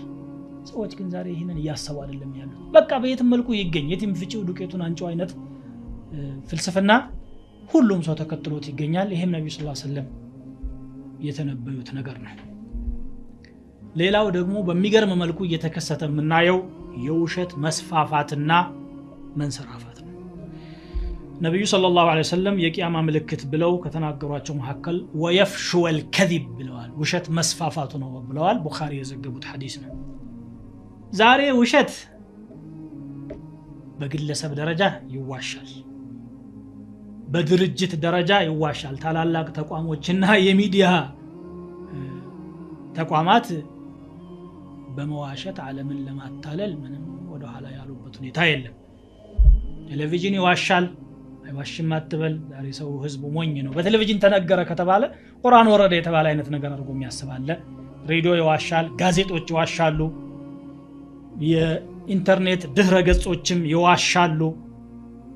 በዚያ ውሸታቸው ላይ ደግሞ ሰዎች አቋማቸውና አመለካከታቸውን እንዲመሰርቱ የቀረጻ ስራ ይሰራሉ። የሰውን ጭንቅላት ማጠብ ማለት ነው።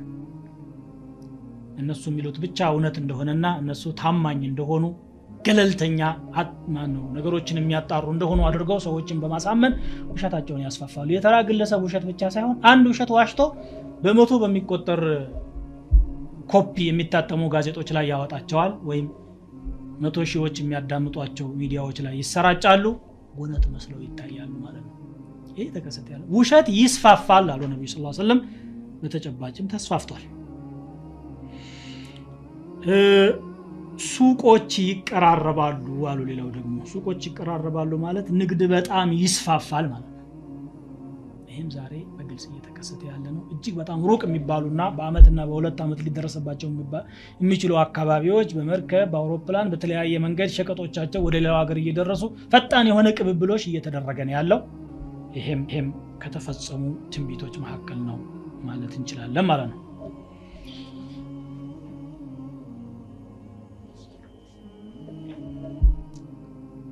ሌላው የቂያማ ምልክት መስጂድን ይመለከታል። መስጂዶችን በማሸብረቅና ግንባቸውን በማጓን ማቴሪያላቸውን ውድ በማድረግ ሰዎች የሚወዳደሩበት ጊዜ ይመጣል። ግን ውስጣቸው ከዒባዳ የተራቆቱ ይሆናሉ ብለው ነብዩ ሰለላሁ ዐለይሂ ወሰለም ተናግረዋል። روى الإمام أحمد وأبو داود وابن ماجه وابن حبان عن أنس بن مالك رضي الله عنه أن النبي صلى الله عليه وسلم قال لا تقوم الساعة حتى يتباهى الناس في المساجد سوّج بمسجدوች የግንባታ ጥራት ሳይወዳደሩና አንዱ ካንዱ እኔ በልጥ ሳይሉ ቂያማ ትቆምም አሉ። أخرجه من ذكرنا وصححه الألباني قال ابن عباس ለቱዘኽሪፉነሃ ከማ ዘኽረፈት اليهود والنصارى አይሁዳዎችና ነሳራዎች ቤተ አምልኳቸውን እንዳሸበረቁት ሁሉ እናንተ ሙስሊሞችም ሳታደርጉት አትቀሩም ይሄ ይፈጸማል ብሎ አብዱላህ ኢብኑ አባስ ተናገሩ وقال البغوي قال أنس يتباهون بها ولا يعمرونها በግንባታዋ ይወዳደራሉ ግን በዒባዳ አያሳምሯትም ጥቂት ዒባዳ እንጂ አይደረግባትም አሉ ይቺ ነብያዊ ትንቢትም ዛሬ ተፈጽማለች በብዙ የሙስሊም ዓለም እጅግ በርካታ የሆኑ የምህንድስና ባለሙያዎች የተረባረቡበት ብዙ ገንዘብ በሚሊዮኖች የሚቆጠሩ ገንዘቦች የወጡባቸው መስጂዶች ይሰራሉ መስጂዱን የሚሰሩ ሰዎች ትልቅ ነገር እንደሰሩ ራሳቸውን በመቁጠር ሲፎክሩ ይስተዋላሉ የኛ መስጊድ በእንዲህ አይነት ማቴሪያል ይሄን ያክል ፈጅቶ ነው የተሰራው ሚናራው ይሄን ያክል ቁመት አለው ድምጹ ደግሞ ማጉሊያው ይሄን ያክል ርቀት ይደርሳል በዚህ ይወዳደራሉ ውስጡ ስንት ሰው ይሰግዳል አንድ ሶፍ ሁለት ሶፍ የማይሞላ ነው ከሰላት ውጪ ምን ያህል ዒልም ይካሄድበታል እንደ ሰለፎች መስጂድ የለም ዒልም እንደውም መስጂዶች ውስጥ ዒልም መስጠት በጣም እየተመናመነን ያለው ማለት ይቻላል አንዳንድ ሀገሮች መስጂዶች ከተሰገዱ በኋላ ወዳው ቶሎ ብለው ይዘጓቸዋል ለምን ሰዎች ከተገናኙና ከተማማሩ በራሳቸው ፖለቲካ ላይ አደጋ ይመጣል ብለውም ስለሚያስቡ ነው ይሄ ተጨባጭ ነገር ነው ዛሬ ከዚህ አልፎ ተርፎ መስጂዶች ውስጥ የቁርአን አያዎችን በግድግዳዎች ላይ በመጣፍና በተለያዩ ዲኮሬሽኖች በማስዋብ ሌሎች ሌላ የሆኑ ውበቶች በመስጂድ ላይ ይታያሉ የገባው ሰው መስጂድ ገብቶ ዒባዳ ያደረገ አኺራን በማስታወስና ቀብርን በማሰብ ፋንታ የግድግዳውን ዲኮሬሽን ሲያነብ ቆይቶ ነው የሚወጣው صدق رسول الله صلى الله عليه وسلم يا الله ነብይ እውነት ተናግረዋል አንድ መስጂድ ላይ የሚወጣ ገንዘብ ለ10 ለ20 ለ30 መስጂድ ቢከፋፈልም መስራት ይችላል ብክነት እየተፈጠረ ይገኛል አንድ ሀገር ውስጥ የሚሰራ ብሎ የነገረኝ አንድ ወንድሜ በዓለም አንደኛ መስጂድ ተብሎ በጣም ብዙ ሚሊዮኖች እየወጡበት እየተገነባ ነው አለኝ አክበር መስጂድ في العالم ተብሎ እዚያው ሀገር ውስጥ ግን ዑለማዎች የማስተማር እድላቸው የመነመነ የዲን ትምህርት ፕሮግራሞች ያነሱ ሆኖ ይስተዋላል እንዳው ለዝና ብቻ መሪዎቹ ግንባታውን ያሳምራሉ ቀለሞቻቸው የተለየ ይሆናል በርካታ ባለሙያዎች ይሳተፉባቸዋል ብዙ ገንዘቦች ይወጣባቸዋል በዛ ፋንታ ግን በረሃብ የሚንገላቱ በጦርነት የሚቆሉ በርካታ ደሃዎችና ምስኪኖች አሉ ያን ገንዘብ በከፊል ለዛም ያረጉት ኖሮ ምን ያህል ተጠቃሚ መሆን ይቻል ነበር ሌላው የዒባዳ መክበድ ነው አሉ ዒባዳ እንደ ሸክም ለሰዎች ይከብዳል ቂለቱ ጣዓት ነው ሌላኛው ደግሞ በገንዘብ ላይ ስስት ይበዛል يلقى الشح ሰው በጣም ይስገበገባል ብለው ነብዩ ሰለላሁ ዐለይሂ ወሰለም ተናግረው ነበር ይሄ ቡኻሪና ሙስሊም من حديث ابي هريره يዘገቡት ነው قال رسول الله صلى الله عليه وسلم يتقارب الزمان وينقص العمل ويلقى الشح ዘመን ያጥራል እድሜ በረካ ያጣል ቀደም እንዳልኩት ስራ ይመነምናል ማለት የኸይር ስራ ስግብግብነት ደግሞ ይሰፋል ዛሬ ሰዎች ያስተማሩ ያሉት እንኳን ይሄንን ነው ስለ ቁጠባ ብቻ ያስተምራሉ ኢኮኖሚ በቁጠባ ካልኖርን በስተቀር የዛሬው ኑሮ መቋቋም አይቻልም ይሄን ሰበካ የትም ታገኘዋለህ ስለ ሰደቃ የሚያስተምር ግን በጣም ጥቂት ነው የሚያስተምሩትም ሆነ የሚማሩት ደግሞ ሰደቃን በተግባር መዋላቸው ይበልጡን ከዛ ያነሰ ነው የሚሰብክ ሊኖር ይችላል የሚተገበር ግን በጣም ጥቂት ነው ይሄ ግልጽ የሆነ የተፈጸመ ነብያዊ ትንቢት ነው ማለት ነው ሌላው ያለ አላማ ያለ ምክንያት መገዳደል ይበዛል ብለው ነብዩ ሰለላሁ ዐለይሂ ወሰለም ተናግረዋል عن أبي هريرة رضي الله عنه قال النبي صلى الله عليه وسلم والذي نفسي بيده ليأتين على الناس زمان لا يدري القاتل في أي شيء قتل ولا يدري المقتول على أي شيء قتل لسوچ لاي عند زمن يمጣል ገዳይ በምን ምክንያት እንደገደለ የማያውቅበት ሟችም በምን ምክንያት እንደተገደለ የማያውቅበት ጊዜ ይመጣል ዝም ብሎ ሰዎች ዛሬ ፓርቲዎች እየመሰረቱ ሁሉም አንድ አይነት ነገር ይላሉ ፍትህ ለማምጣት የሚሰበከው ሰበካ ተመሳሳይ ነው በመሬት ላይ ደግሞ ሲሰራ የምታየው ከዚያ ውጪ ነው በዚያ ሰበብ ሰዎች ለሁለት ለሶስት ለአራት ቡድን እየተከፋፈሉ በየትኛውም የዓለም አቅጣጫ በጦርነት እየተጠዛጠዙ የመሳሪያ አምራቾችን ሸቀጥ በሰው ነፍስ ላይ እያስወደዱና እያሻሻጡ የሚገኙበት ወቅት ላይ ደርሰናል ማለት ነው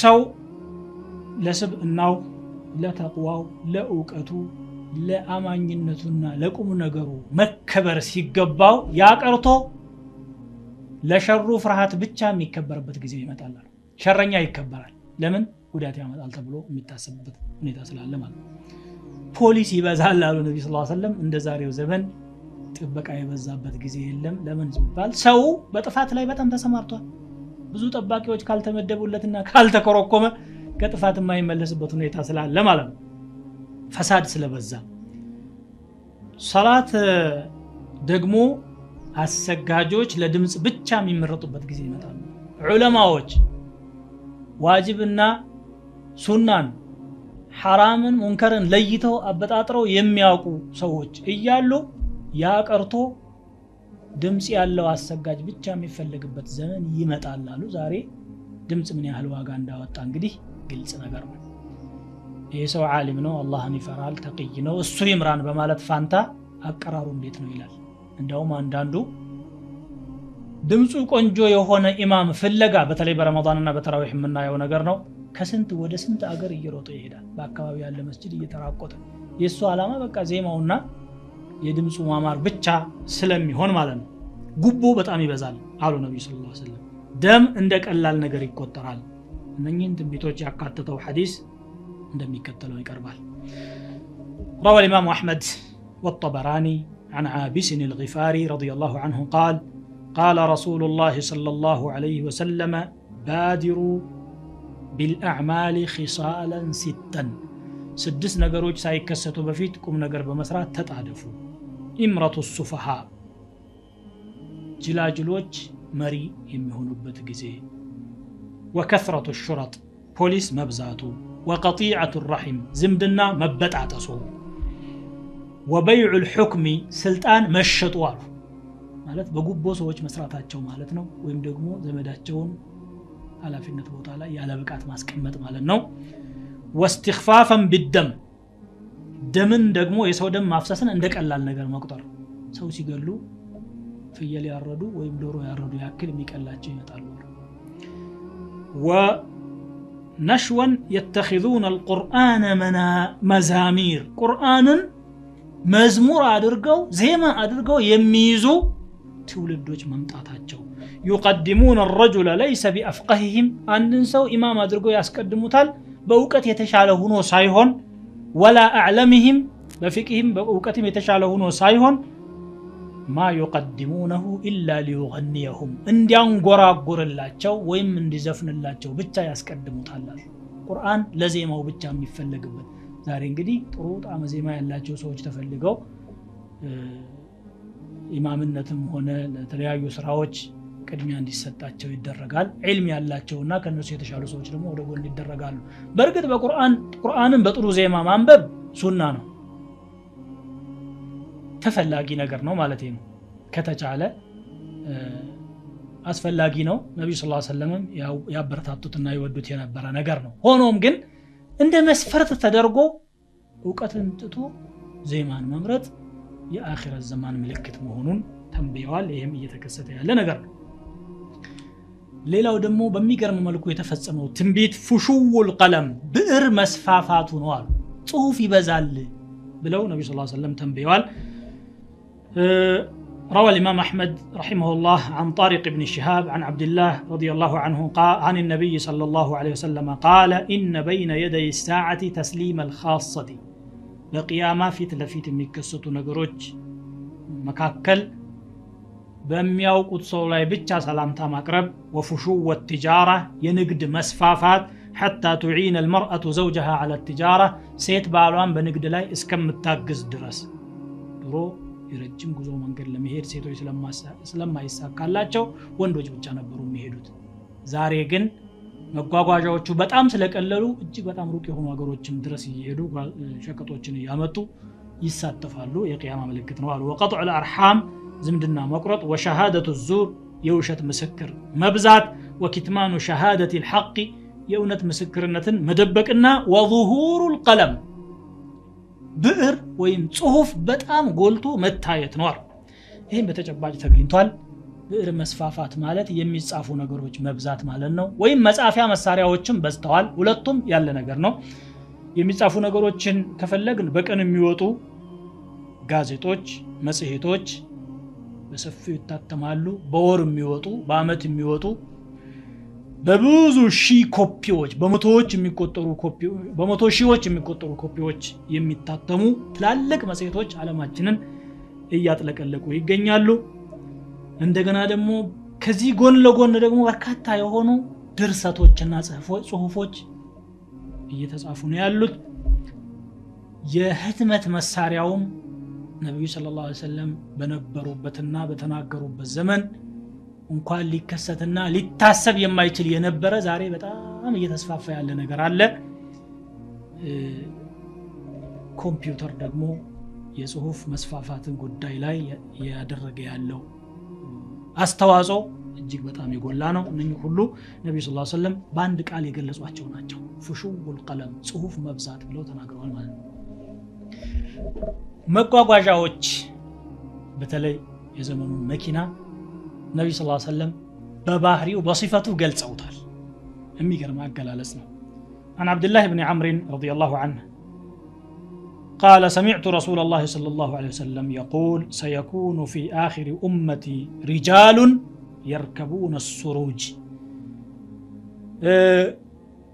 የኔ ኡመት መጨረሻ አካባቢ የሚመጡ ወንዶች አሉ የተደለደለ ነገር የሚጋልቡ ድልድል ያለ ምቹ የሆነን ينزلون على أبواب المساجد በመስጂዶች በር ላይ የሚቆሙ አሉ ኒሳኡሁም ካሲያቱን ዓሪያት ሴቶቻቸው ግን የለበሱ እርቃኖች ናቸው على رؤوسهم كأسنمة البخت العجاف ራሶቻቸው ላይ የከሱ ግመሎችን የመሰሉ ነገሮች አሉ አሉ የዛሬውን የፀጉር አተኳኮስ ሲገልጹ ማለት ነውና በመንገድ በመስጂድ በር ላይ የሚቆሙ የተደለደሉ መጓጓዣዎች ግመል ሊሆን አይችልም ፈረስም ሊሆን አይችልም መኪና ነው ብዙ ሰዎችን ያዙ መቀመጫዎቻቸው በጣም ምቹ የሆኑ በመስጂዶች በር ላይ የሚቆሙ መጓጓዣዎች ይመጣሉ ብለው ነብዩ ሰለላሁ ዐለይሂ ወሰለም ተናግረዋል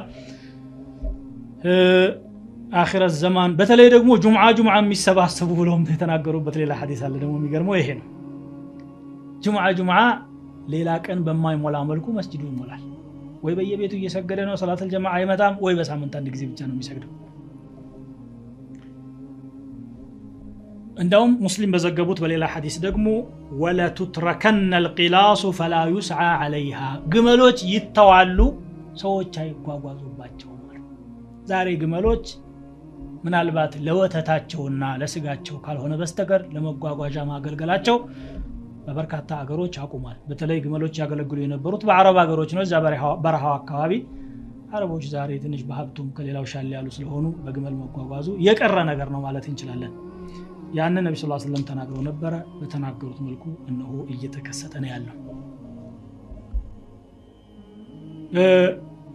ቅንጦት መብዛት ሀብት መስፋፋት የአረቢያ ደሴት በአትክልት መዋብ ብለውም የተናገሩት አለ ዛሬ አንዳንድ የአረቢያ አካባቢዎች ድሮ ውሃ ለመጠጣት እንኳን የማይገኝባቸው ዛሬ ግን በዘመናዊ መሳሪያ ከከርሰ ምድር ውሃ እየወጣ የተለያዩ አትክልቶች እየተመረቱባቸው ያለበት ሁኔታ አለ في صحيح مسلم من حديث أبي هريرة رضي الله عنه أن رسول الله صلى الله عليه وسلم قال لا تقوم الساعة حتى يكثر المال ويفيض حتى يخرج الرجل بزكاة ماله فلا يجد من يقبله وحتى تعود جزيرة العرب مروجا وأنهارا ما أدناتنا جراتوج بعربيا دسيت لاي بس اسكميمطونا ወደ ነበረችበት እስከምትመለስ ድረስ አለ አረቢያ ቀደም ሲል የለመለመች ነበረች የሳይንስ ባለሙያዎች እንደሚሉት በጊዜ ብዛት ግን በረሃማነት መጥቶባት ወደ ምድረ በዳነት ተቀይራለች ዛሬ ደግሞ ድሮ ወደ ነበረችው ትመለሳለህ ብለው ሰለላሁ ዐለይሂ ወሰለም በተናገሩት መልኩ ወደዛ እየተመለሰ ነው ያለው። ይሄም በሚገርም መልኩ እየተፈጸመ በየአመቱ ለውጥ እየታየ ያለበት ሁኔታ ነው ያለው። ፊትና ስለሚበዛ ሞትን መመኘት ይስፋፋል፣ ሪባ ይስፋፋል ብለዋል ነብዩ ሰለላሁ ዐለይሂ ወሰለም። ሪባ እንደ ዛሬው ዘመን ተስፋፍቶ የሚያውቅበት ጊዜ የለም። እንዴት ሊስፋፋ ቻለ? በባንኮች አማካኝነት ነው። ያለ ሪባ ከሰው ጋራ የማይዋዋሉ ናቸው እነኚህ ተቋማት። አራጣን በጣም ያስፋፋሉ። ገንዘቦች ደግሞ በአጠቃላይ የሚመነጩት ከዚያ ነው፣ የሚመለሱትም ወደዛ ነው። የሚሽከረከሩት በእነኛ በሪባ ተቋማት አማካኝነት ነው። ይሄንን ነብዩ ሰለላሁ ዐለይሂ ወሰለም ወደፊት ይከሰታል ብለው ተናግረው ነበር። በይነ የደይ ሰዓ يظهر الربا والزنا والخمر። በቂያማ ፊት ለፊት አራጣ ወለድ ዝሙትና አስካሪ መጠጥ ይስፋፋል አሉ። በሚያሳዝን መልኩ ሙስሊም ነን የሚሉ ወይም ደግሞ እንዳውም አልፎ ተርፎ የእስልምና ዕውቀት አለን የሚሉ ሰዎች ሳይቀሩ የሪባ ስራ ውስጥ በሰፊው ገብተው ይስተዋላሉ። ሌላው ነብዩ ሰለላሁ ዐለይሂ ወሰለም የቂያማ ምልክት ብለው የተናገሩት ያልተለመዱና የማይታወቁ በሽታዎች ይስፋፋሉ። አጂብ ነው፣ የሚገርም ነገር ነው። ለምን እያየነው ያለ ነገር ስለሆነ ማለት ነው። عن عبد الله بن عمر رضي الله عنهما قال أقبل علينا رسول الله صلى الله عليه وسلم. عند كان يا الله نبي ودنيا مطوال صحابه يتسبسبوا ودالوبت ቦታ ማለት ነው። فقال يا معشر المهاجرين ان انت يا اسلام ስደተኞች ሆይ ከመካ ወደ መዲና ተሰደው የነበሩትን ሲያናግሩ اذا ابتليتم بخمس አምስት ፈተናዎች መጣውባችሁ ስትፈተኑ واعوذ بالله ان تدركوهن እንዳደርሱባቸው መቼም አላህ ይጠብቃችሁ ዘንድ ለምነዋለሁኝ። ያንን እንድታርጋችሁ ነው የምትመለከቱት። لم تظهر الفاحشة في قوم قط حتى يعلنوا بها إلا فشا فيهم الطاعون. زنا باند ህዝብ ውስጥ ተስፋፍቶ በግልጽ የሚሰራበት ሁኔታ ከተፈጠረ ወረርሽኝ ይመጣል አሉ። والأوجاع التي لم تكن في أسلافهم በቀደምት አባቶቻቸው ዘመን ተፈጥረው የማያውቁ በሽታዎች ይመጣሉ። والأوجاع التي لم تكن مضت في أسلافهم الذين مضوا ولم ينقصوا المكيال والميزان إلا أخذوا بالسنين. ميزان አያጓድሉም፣ ስፍርንም አያጓድሉም፣ የድርቅ ዓመታት የሚመጡባቸው ቢሆኑ እንጂ። ዛሬ ሰዎች ሚዛንን በተለያየ ዘዴ ያጓደሉ፣ ስፍርን ያጓደሉ፣ የማጭበርበሩ ሁኔታ በሰፊው እየተፈጠረ ነው የሚታየው። ለዚህም ነው ድርቆች የሚበዙት በየአመቱ። ዘንድሮ በዚህ አካባቢ ድርቅ አለ፣ እርዳታ። በሚቀጥለው አመት ደግሞ በዚህ አካባቢ ድርቅ አለ፣ እርዳታ። ይሄን ያክል ህዝብ ፈለሰ፣ ይሄን ያክል ህዝብ ተቸገረ፣ እንሰማዋለን በየጊዜው። ይሄ እኛ ለጌታችን ታማኝ ያለ መሆናችንና ከገሽ ከማጭበርበር፣ ሚዛን ከማጓደል፣ ስፍር ከማታለል ያለ መራቃችን ውጤት ነው። ግልጽ ነው። ነብዩ ሰለላሁ ዐለይሂ ወሰለም ተናግረውታል። በድርቅ ትፈተናላችሁ፣ በኑሮ ውድነት ትፈተናላችሁ። ወሽደት المؤنة ያሉ የሚገርም አገላለጽ ነው። وجور السلطان عليهم በባለስልጣናት ክፋትና ግፍም እንደዚሁ ትፈተናላችሁ፣ ይፈተናሉ። ولم يمنعوا زكاة أموالهم إلا منعوا القطر من السماء የገንዘቦቻቸውን ዘካ ከከለከሉ ደግሞ ከሰማይ ዝናብ ይከለከላሉ አሉ ረሱል ሰለላሁ ዐለይሂ ወሰለም። ولولا البهائم لم يمطروا እንስሳትና ጥፋትን የማይፈጽሙ ፍጥረታት ባይኖሩ ኑሮ እንደ ሰዎች ክፋት ዝናብ ባልዘነበላቸው ነበር። ሰዎች ቢያጠፉም ደግሞ ያላጠፉና አላህ እንደፈጠራቸው ብቻ በደመ ነፍስ የሚኖሩ ፍጥረታት ስላሉ ለነሱ ሲያዝን አላህ ዝናብ ያወርዳል። በእነሱ ሰበብ ወንጀለኞችም ሪዝቅ ይበላሉ፣ ቂያማ ቀጠሮ ስለሚጠብቃቸው ማለት ነው። ولم ينقضوا عهد الله ولا رسوله إلا سلط الله عليهم عدوا من غيرهم. يا الله ቃል ኪዳንና የመልእክተኛውን ቃል ኪዳን አያፈርሱም ከውጭ ሆነ ጠላት አላህ Subhanahu Wa Ta'ala የሚሾምባቸው ቢሆን እንጂ። فأخذ بعض ما في أيديهم በእጃቸው ያለውን ይነጥቃቸዋል፣ ይዘርፋቸዋል፣ ይቀማቸዋል። ይሄ ይፈጠራል አሉ። ወለም ተዕወ መሪዎቻቸው ደግሞ የአላህን ኪታብ ተግባራዊ ካላደረጉ በነብዩ ሰለላሁ ዐለይሂ ወሰለም አማካኝነት የመጣውን ህግ ገቢራዊ ካላደረጉ እርስ በርሳቸው አላህ ያፋጃቸዋል። ዛሬ የሙስሊም መሪዎች ነን የሚሉ ቁርአንን ወደ ጓዳ የራሳቸውን ሐሳብ ወደ አደባባይና ወደ መስሪያ ቤት አምጥተው ሰውን በምድራዊ ስርዓት እንጂ በፈጣሪ ህግ አንመራም ያሉበት ወቅት ላይ ነው ያለነው። በዚህ ሰበብ ደግሞ በመካከላቸው እልቆ የሌለው ግጭትና ንትርክ መፋጀት ጭምር እየተፈጠረ ነው ያለው ነብዩ ሰለላሁ ዐለይሂ ወሰለም በተናገሩት መልኩ ማለት ነው። እዚህ ላይ ግን ቆም ብለን የምንመለከተው አኺረት ዘማን ዚና ይሰፋል፣ በዚያ መሰረት ደግሞ የተለያዩ በሽታዎች ይፈጠራሉ ብለው ነብዩ ሰለላሁ ዐለይሂ ወሰለም የተናገሩትን ነው አጠር ባለ መልኩ ከተጨባጩ ጋር ለማዛመድ ምን ሞክረው። ዛሬ በጣም እንደ ሰደድ እሳት እየተሰራጨ ያለው በየሚዲያው ማስጠንቀቂያውን የምንሰማው በየጋዜጣው ካውንስሎችም ተቋቁመውለት እንቅስቃሴ የሚደረግለት በሽታ ሁላችንም እናውቀዋለን። ኤችአይቪ በሽታ አለ። ኤችአይቪ በሽታ የሚተላለፈው 97% በግብረ ስጋ ግንኙነት ነው ተብሎ እየተነገረ ነው ያለው። በሌላ አባባል በዚና ሰበብ ነው ማለት እንችላለን። እኛ በሀገራችን ኢትዮጵያ ደረጃ ኤችአይቪ ለመጀመሪያ ጊዜ በምርመራ ታየ የተባለው 1978 ላይ ነበረ። 2 ሰዎች ላይ ተገኘ ነው የተባለው። እንግዲህ ሰዎች የደረሱበት ማለት እንጂ ስርጭቱ ምናልባት ከዚያ በፊትና ቁጥሩም ከዚህ በላይ ሊሆን ይችላል። ከዚያን ጊዜ ጀምሮ በመደበኛ ደረጃ የተመዘገበው 1995 ድረስ 147000 ህሙማን አሉ ተብሎ ሪፖርት ተደርጓል። ከ95 ወዲህ የጨመረው ምን ያህል እንደሆነ አልታወቀም። በኔ በኩል መረጃ አልደረሰኝም ማለት ነው።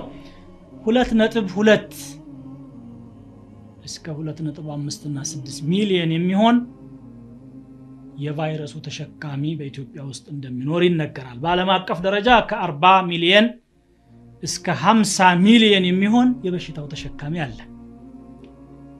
ከ22 ሚሊዮን እስከ 30 ሚሊዮን በበሽታው ሰበብ ያለቁ ህዝቦች አሉ ሪፖርቶች ያመለክቱ ያሉት። እንግዲህ ተመልከት፣ ይህን ያህል ህዝብ በማይታይ ሰራዊት እየተጨፈጨፈ ነው ያለው። አላህ Subhanahu Wa Ta'ala በአመፀኝነታችንና በወንጀለኝነታችን ሰበብ አይተነው የማንመክተው የማንከላከለው መድኃኒትም ያልተገኘለት በአባቶችና በአያቶች በቅድመ አያቶች ተሰምቶና ታይቶ የማይታወቅ በሽታ እንደ ሰደድ እሳት ሰውን እንዲያረግፍ አድርጎ እየጨፈጨፈ ነው ያለው። ይሄ የዚና መብዛት ውጤት ነው ያለ ምንም ጥርጥር።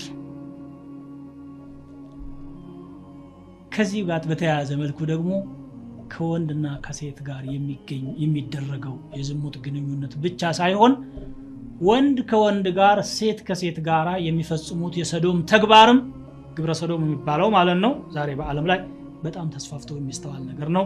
ነብዩ ሰለላሁ ዐለይሂ ወሰለም አኺረት ዘማን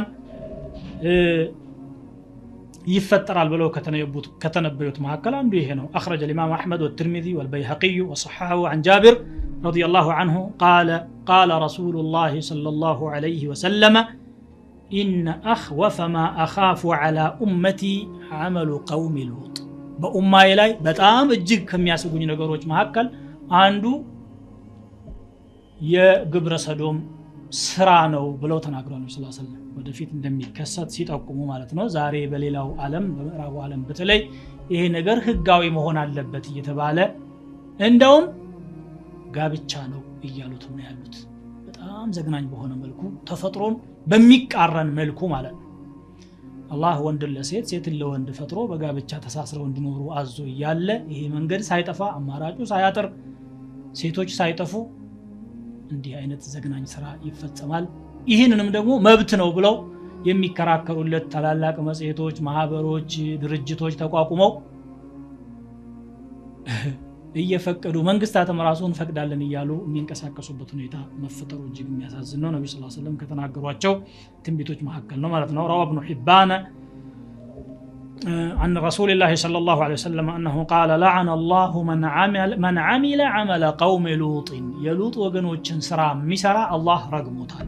وروى الطبراني عن ابن مسعود رضي الله عنه أن رسول الله صلى الله عليه وسلم قال إن من أعلام الساعة وأشراطها أن يكتفي الرجال بالرجال والنساء بالنساء ከቂያማ ምልክቶች መሐከል ወንዶች በወንዶች መብቃቃታቸው ሴቶች በሴቶች መብቃቃታቸው ነው በማለት ነብዩ ሰለላሁ ዐለይሂ ወሰለም ተናግረዋል።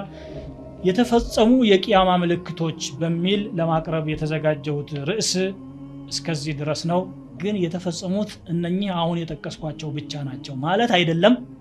እዚህ በጣም በርካታ የተፈጸሙ ትንቢቶች አሉ።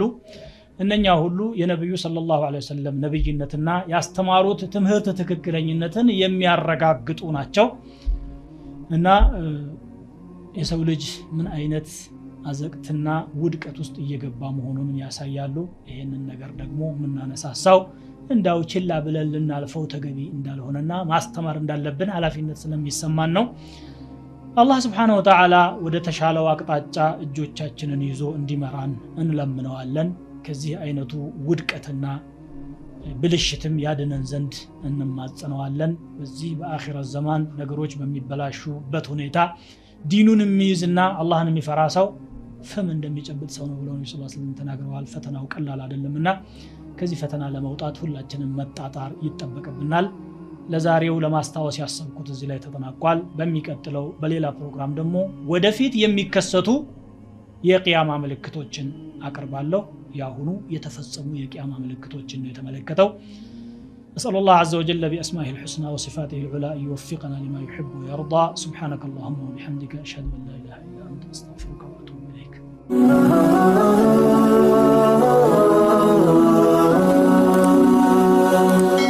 سبسكرايب بمرق بيتساب يهرو